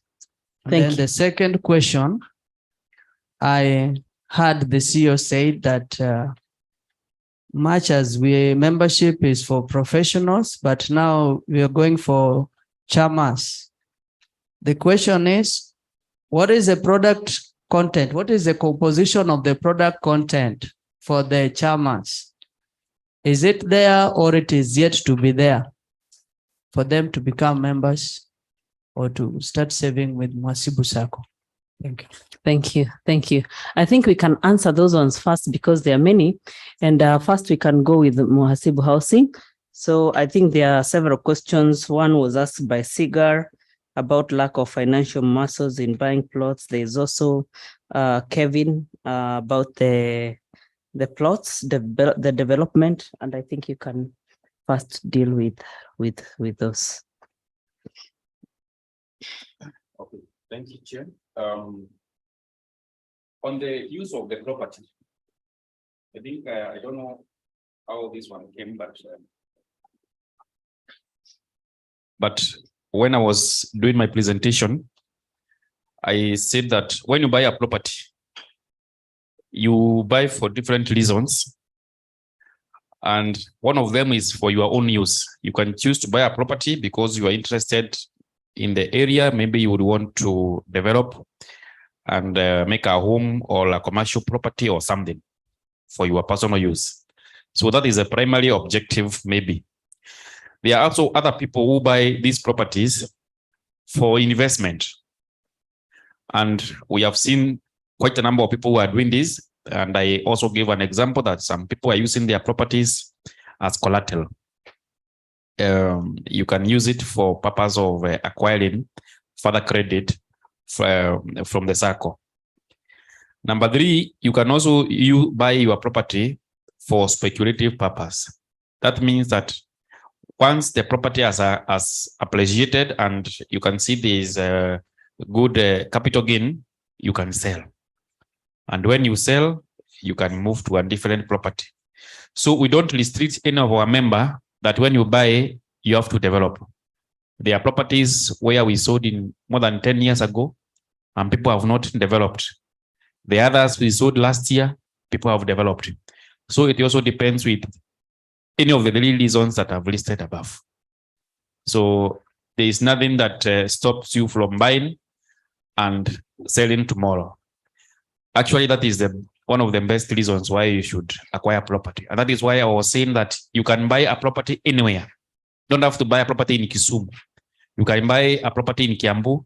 You can buy a property in Nanyuki. You can buy a property in Mombasa. You can buy a property in New York, because these are properties mainly for investment purposes. Thank you. Thank you. I think I'll take back to the chair should she be having any question to answer. And also to just remind online board members, should they lift their hand, somebody will be checking on that.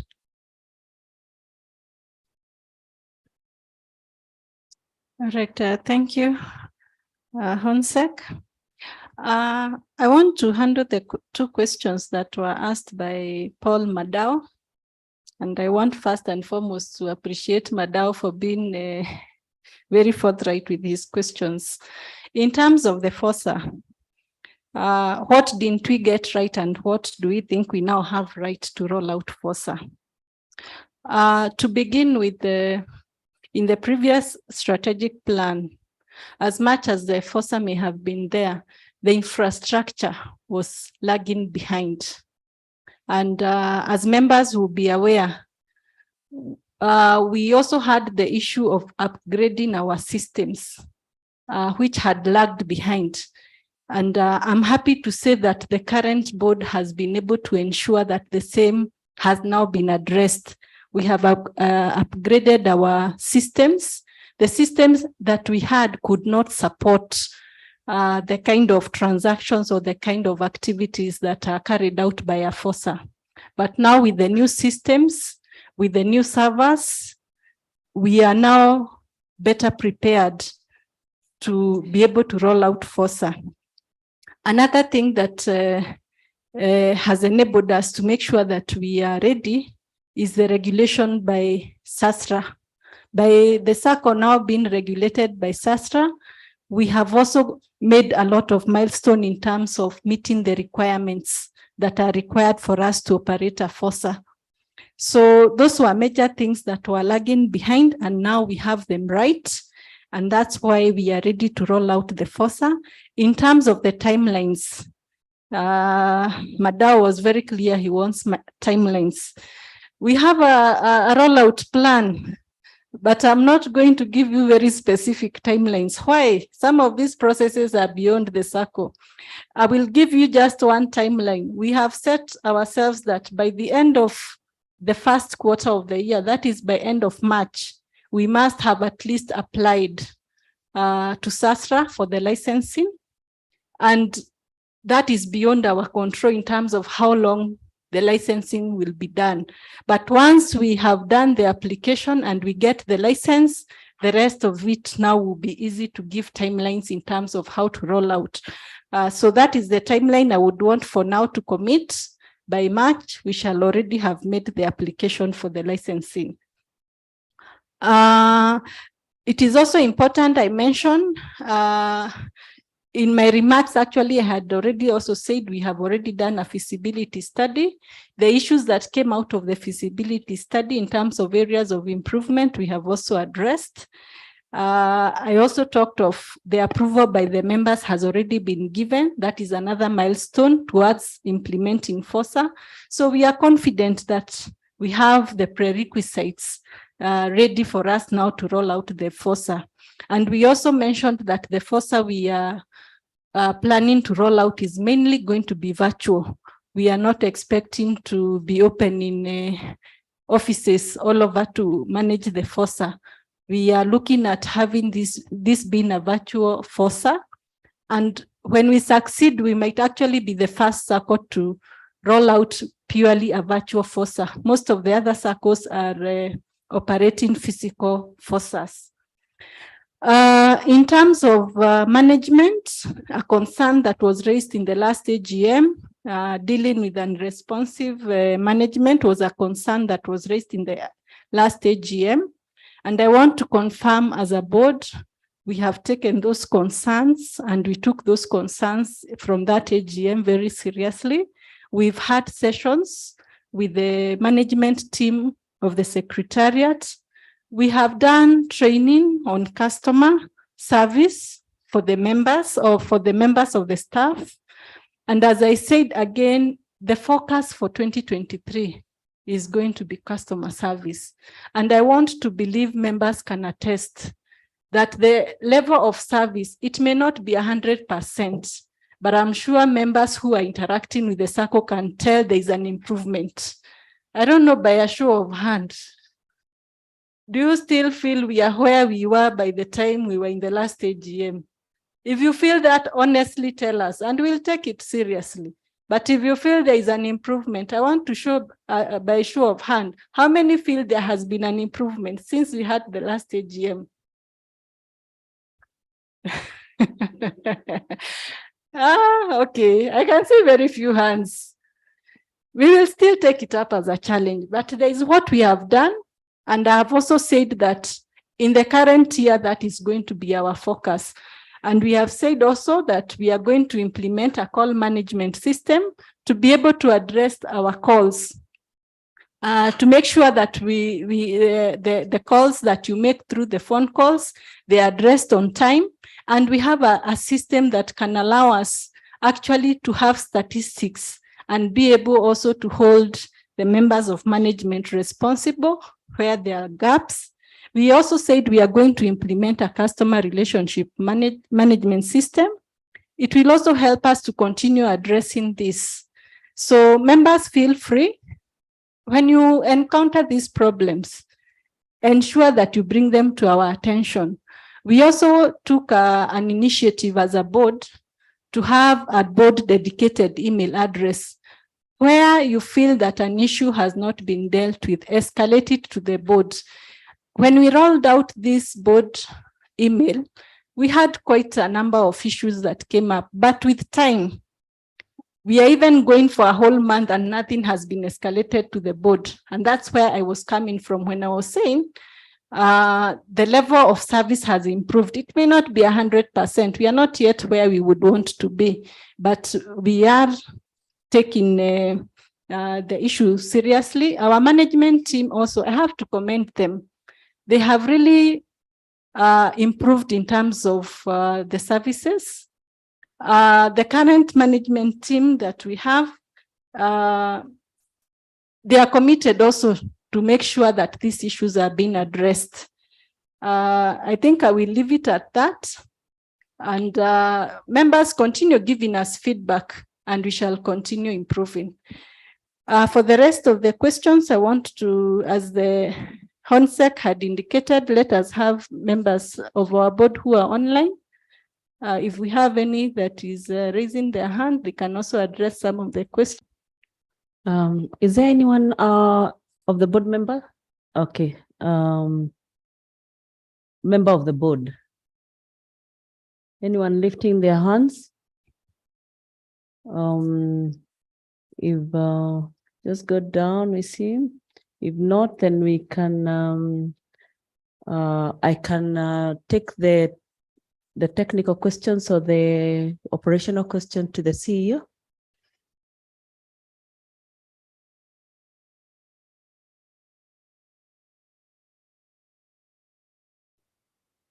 Okay, thank you, HONSEC. So I will address the other questions that are a bit technical. There was a question on transfer to share capital in between the year. I want to just refer to the presentation by the consultant when he was advising us on FOSA and BOSA deposits. BOSA deposits are non-withdrawable, which means you cannot withdraw to transfer partially to the share capital unless you're leaving the circle. And we've had that challenge with members that you have saved, you want some money to go to share capital in between the year. You can only invest to shares, which means your monthly contribution you pay specifically and say this one goes to share capital. However, if you exit from the circle, then the share capital you can transfer. Now, the other one is on the diversity. That was feedback which we have taken note on. For the dividend advance, it's at 70% of what was declared last year. And this is just a product for members. So the dividends are declared during the AGM. This is a product for members to just address your quick financial needs, because already the board has seen the outlook. It looks positive, and we are not likely to declare lower than 70% of what you received last year. So that's just a basis of one of the initiatives to help our members. There was a question on the turnaround time. I have taken that up because it's not acceptable. The 2 weeks is not acceptable, and I will address it after our meeting. It should actually be at least within the 24 hours that we talked about. So I will just pick that up because it was specific. His issue was on the child account.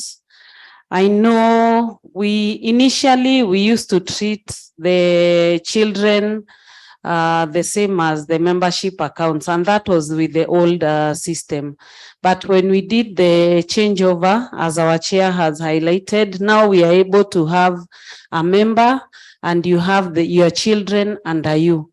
So with that change, then it required a reconciliation of the old accounts that were flagged as member accounts. And that is the reason there could have been that challenge. But as I've indicated, the 2 weeks should not be acceptable, and we should be able to address that issue immediately. Already there is a team that is at the office, and I know they have taken up that specific matter. From OGOT, the product for SMEs, as we made our presentation, we said our membership is open to individuals, the children, and then we have the registered groups, the registered chairmans, and I want to emphasize on registered because you must be registered with the registrar of societies, and then the corporates. So for that category, the third category, we have one product. There is a group loan. And if you look at the group catalog, we have given you all the requirements. So what I want to encourage you is just if you have a registered chairman or a group or a corporate, join the circle, and then you'll be able to patronize that loan product. So there's already a product for that category.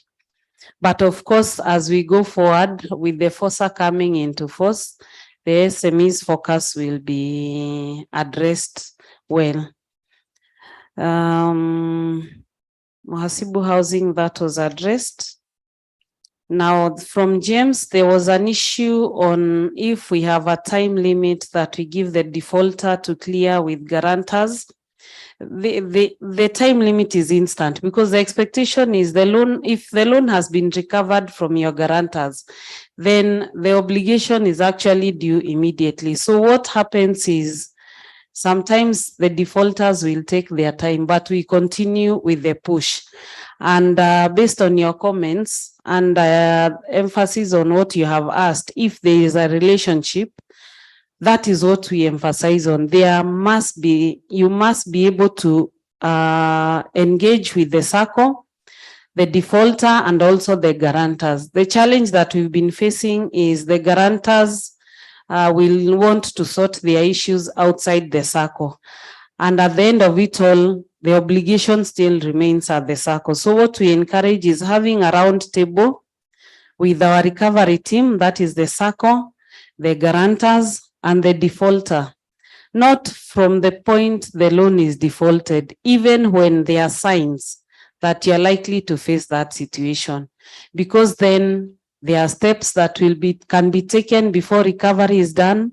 And if recovery has been done, we still encourage members, guarantors who've been affected, and also the defaulters to engage the circle. And I want to thank those members who are previously affected and they are now engaging the circle, because just to encourage that category, we are seeing how to assist them to even restructure so that they can continue being good members. So which takes me to the next question of at what point do you go for restructuring or negotiation? As I indicated, you're supposed to pay your loan on monthly basis. When your capacity to pay that loan, either you have lost a job or your business has been impacted and you're not likely to be receiving the monthly income that was supporting that loan, then at that point you should have a discussion with us. Don't wait for when now you are incapacitated 100% and the loan has been recovered and now you're coming to the circle. What happens is that we give you the notices, the first notice. When the first notice comes and you find the expectation you're not able to meet, by the time you're going to the second notice, you should be engaging the circle, and you don't have to come physically. We have given you options to engage us. So you should call us, you can write an email, give a repayment plan. If it is a job that you have lost, you can put in a lump sum to cater for a certain period as you wait for the circumstances to change.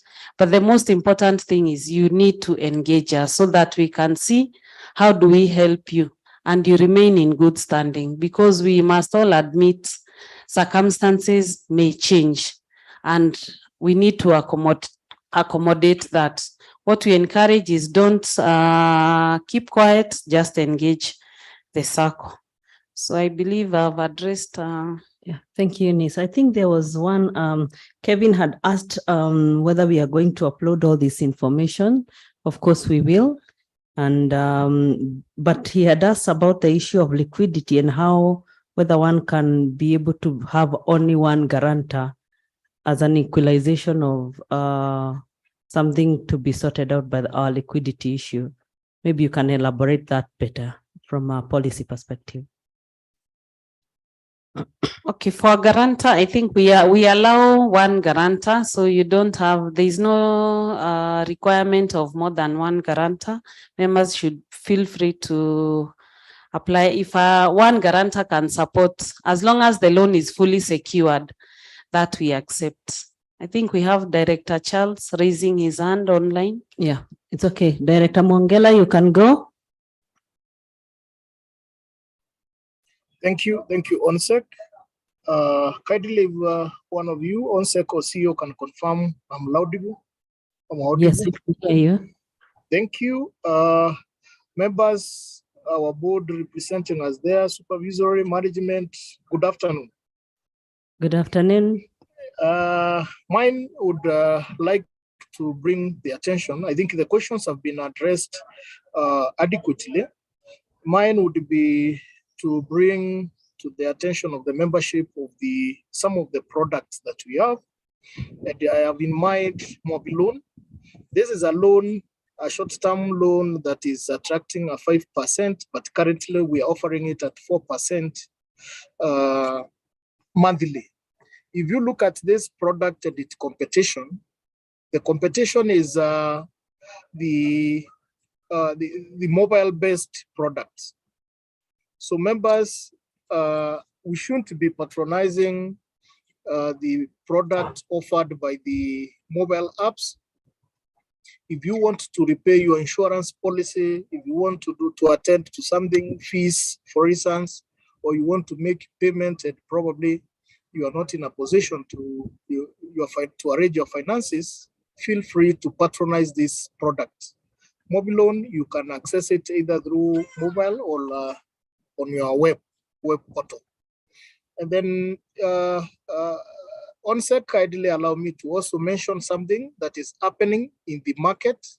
We are all aware banks are, some have increased the interest rate, or you can see that if one has done that, the trade is likely that all of them are likely to revise upwards their interest rate to say 18. Our loans as a SACCO remains at most at 13%, that a premium product, 13% that a premium product. So members, if any one of us has a loan with the bank, kindly reach out to the SACCO. We have our secretariat, those who are at Kisumu physically, reach out to our secretariat for guidance on how that loan can be bought by the SACCO.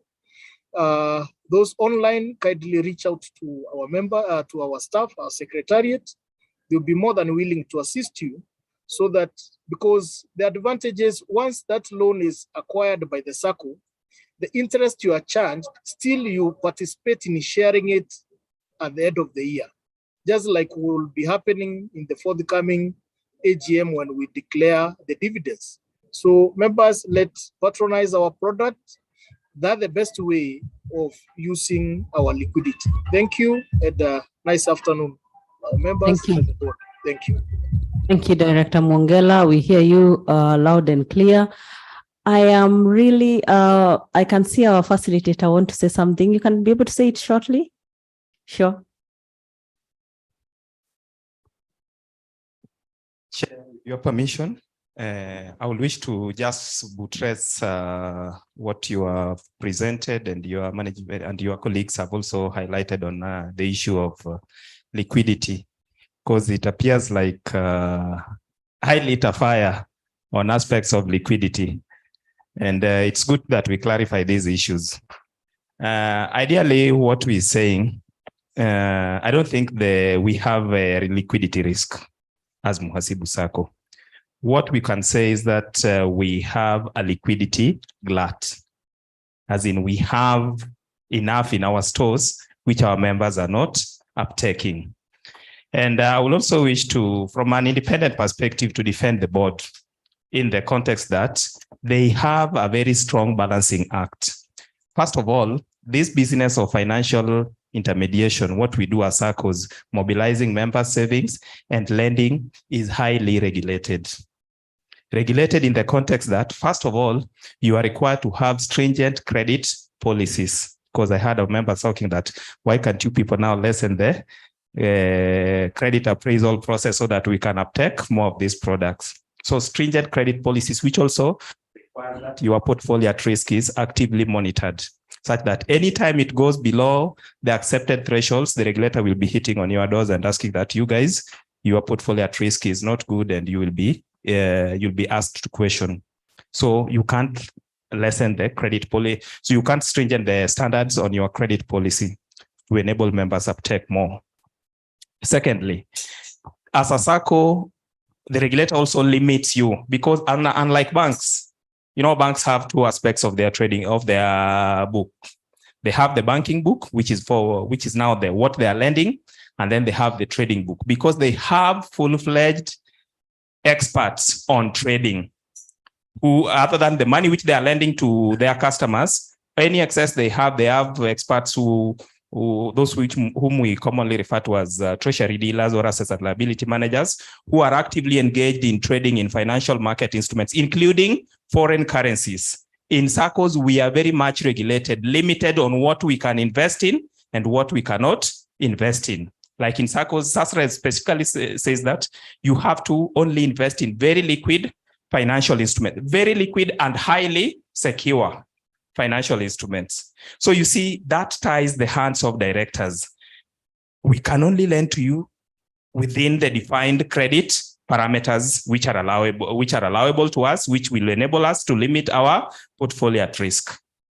And then again, if we are not able to uptake most of these products, we will again be having the challenge of the fact that this excess liquidity we have, where are we going to take it? Then again, the regulator comes in and says that, no, you're not just going to throw it anywhere with high risks, because SACCOs do not have the capacities to invest in all those highly volatile instruments. So you see, your hands are tied. So to the regulator, it's better you hold that liquidity rather than throwing it out there and taking risks, which is likely to harm the SACCO. As in, you are being protected from taking actions which are likely to harm yourselves. So how do we solve this? The only and the best way to solve this is to look at how we can increase our members' loan uptake. And I have looked at the variety of products you have. In fact, I don't see any product you don't have.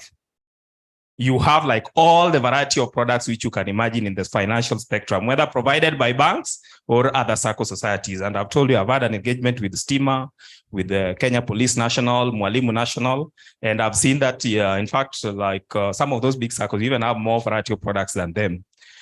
The CEO brought in a very good statement that, members, it is upon you, because we appraise your credit capacity based on your interaction in the financial system. Some of you are in private business or in informal sector, and you receive some of your cash inflows in informal means. If you can be able to build your credit profile by facilitating your cash flows through formal financial systems. I don't know whether you use M-Pesa. Do you use M-Pesa statements? But I think you should also now consider that, yeah?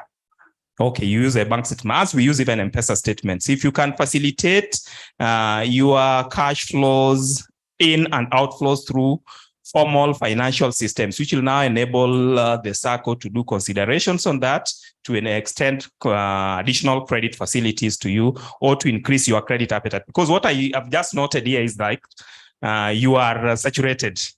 Based on the capacity you have exposed to the SACCO, you can't take more. based on the capacity which you have highlighted, you go to the management, you can't take more. But you can expand that by maybe getting more integrated informal financial systems, bank statements, and be able to uptake more products. Because otherwise we'll have said that, okay, let's expand the credit products which you have as a SACCO. And I can see you have all spectrum of available products imaginable, which a financial institution can offer to its membership. Thank you. Thank you. Thank you to our facilitator, who happens also to be a board member at ASACO and also a regulator of banks. That's why he's going that route. Anyway, we would have loved actually to take each one's questions, and especially in this session. But due to time constraint, it might, of course, be very difficult. But I'd ask, if you have any question you can write down, please write down and forward to us. We are here. Our team is even here to actually sort out some of the quick issues that needs to be sorted. So if you can be able to do that, so that we do. I see I'm really off on time, and allow me to give it back to our MC for the day. But thank you so much for those questions. Thank you for observations. And we look forward to serve you better in this year of 2023. And kindly also feel free to reach out with any issues that you have today to anyone that you'd want directed, whether it is MHCL or the SACCO. Thank you very much. Another round of applause for Director Ruth. Members, thank you for your valuable questions and engagement during this Q&A session. We thank you for your attention and participation during today's hybrid meeting. We hope you found the program a bit educative and informative. Personally, I've learned a lot about data protection, and I'm going to implement it even where I work. As we come to the end of this meeting, we are glad to inform you that we have had 150 members online and 59 members physical. And we appreciate you for basically coming and showing up for this education meeting. We also appreciate you for your continued support and commitment to Muhasibu SACCO. After this lunch will be served after the closing prayers. You're all welcome to have lunch with us. For members attending online, please feel free to log out and give us feedback through the webinar poll questions and suggestions. We will now have a vote of thanks from Director James Gidu, who will pray for lunch and also pray for the session. For the closing session. Thank you.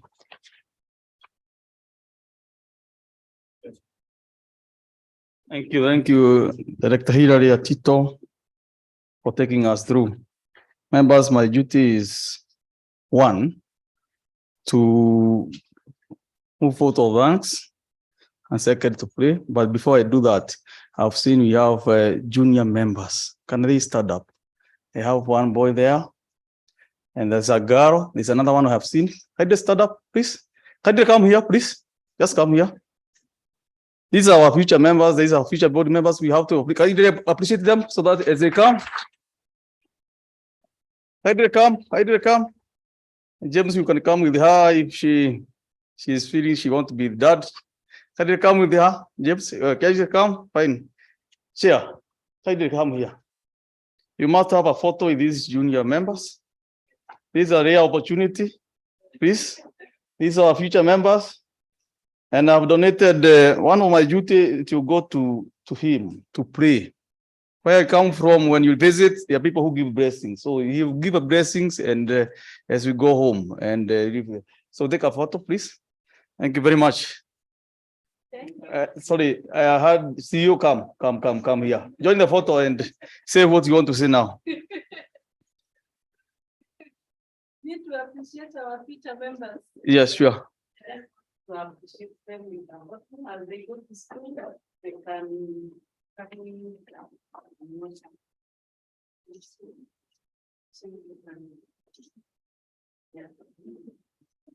Thank you very much. I believe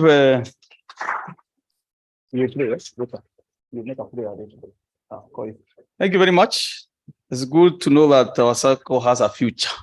Right, so mine is to Father, photo thanks first of all to Almighty God for allowing us to be here today and to have this elaborate session of Education Day in Kisumu.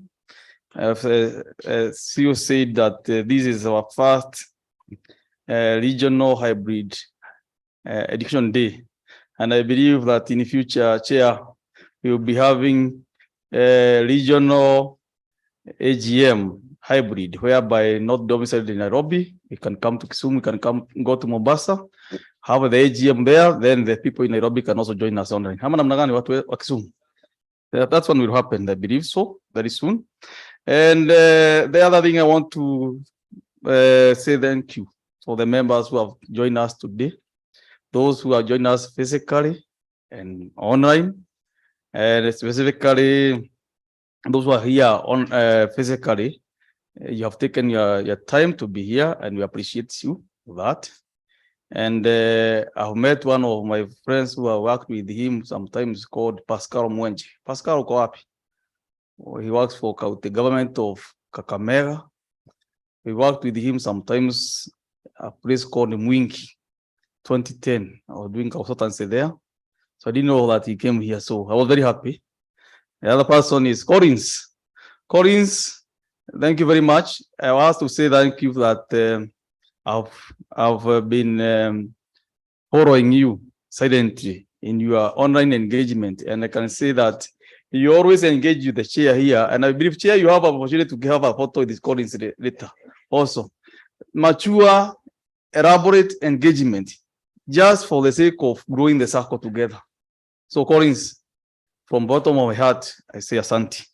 Thank you. And then from there, I want to appreciate our member number 1, Madam Charity Muya.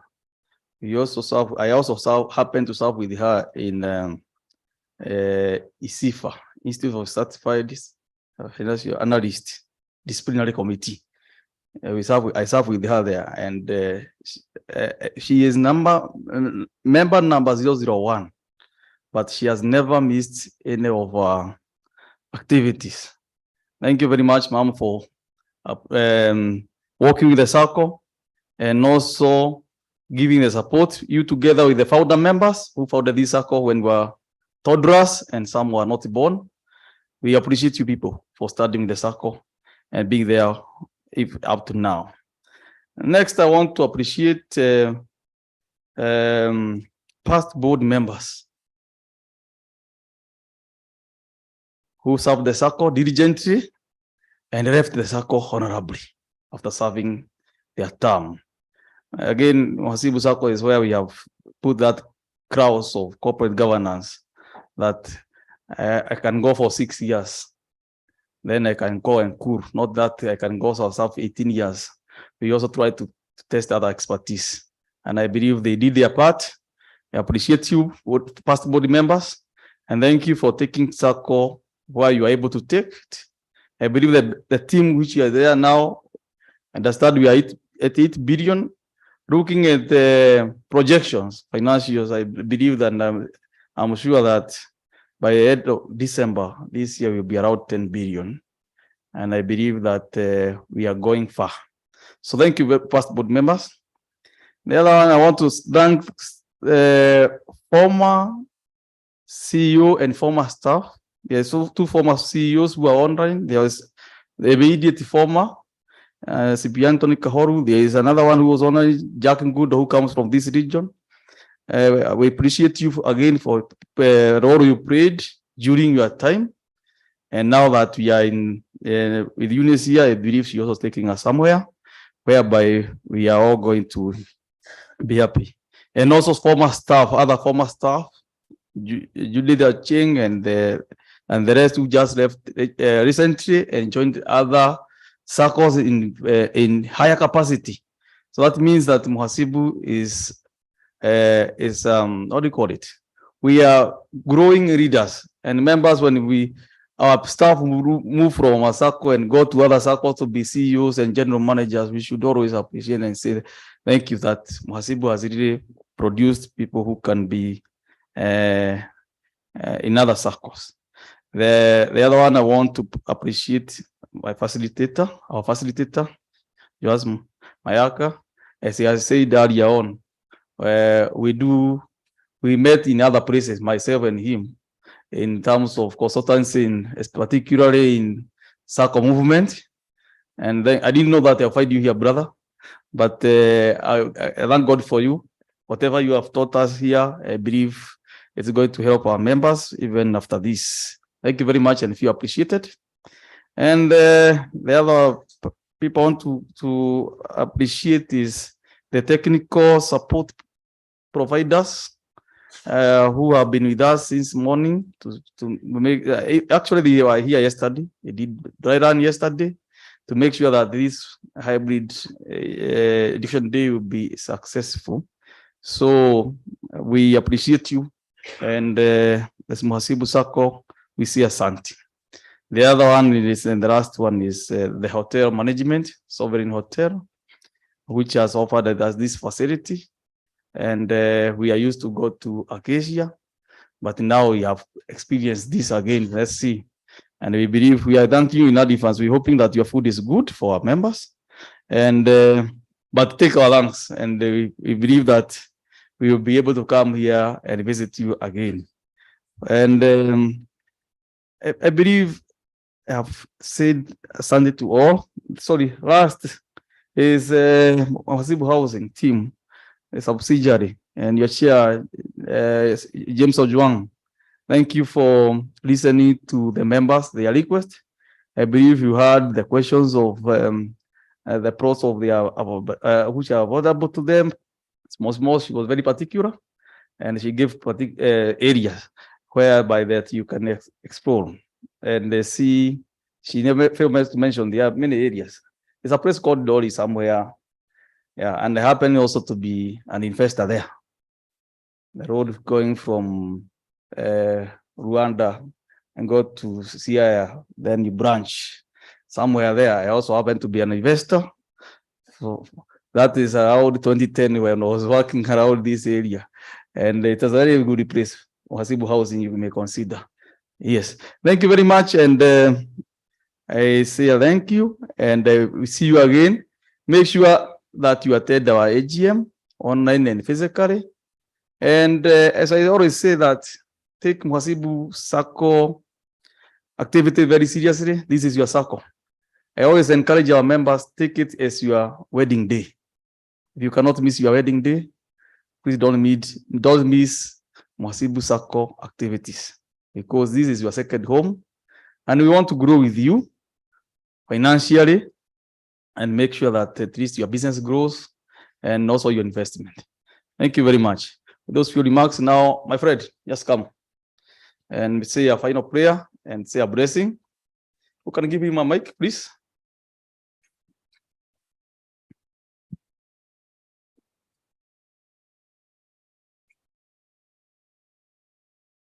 You say a prayer.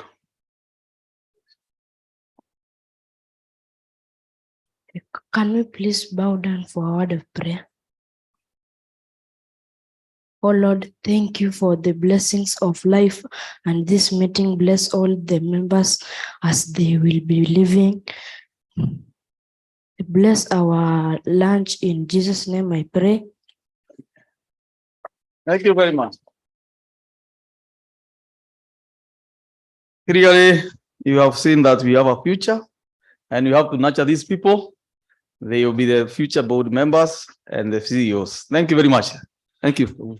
Thank you, members. Lunch will be served on the first floor. Please pick your meal card as you exit the main door.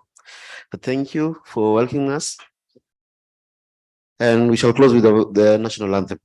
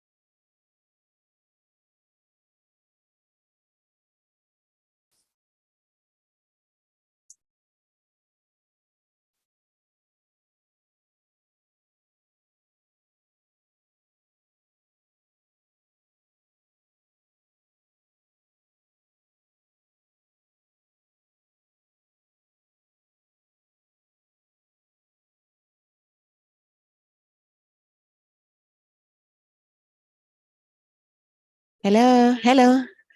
Hi, everyone. Kindly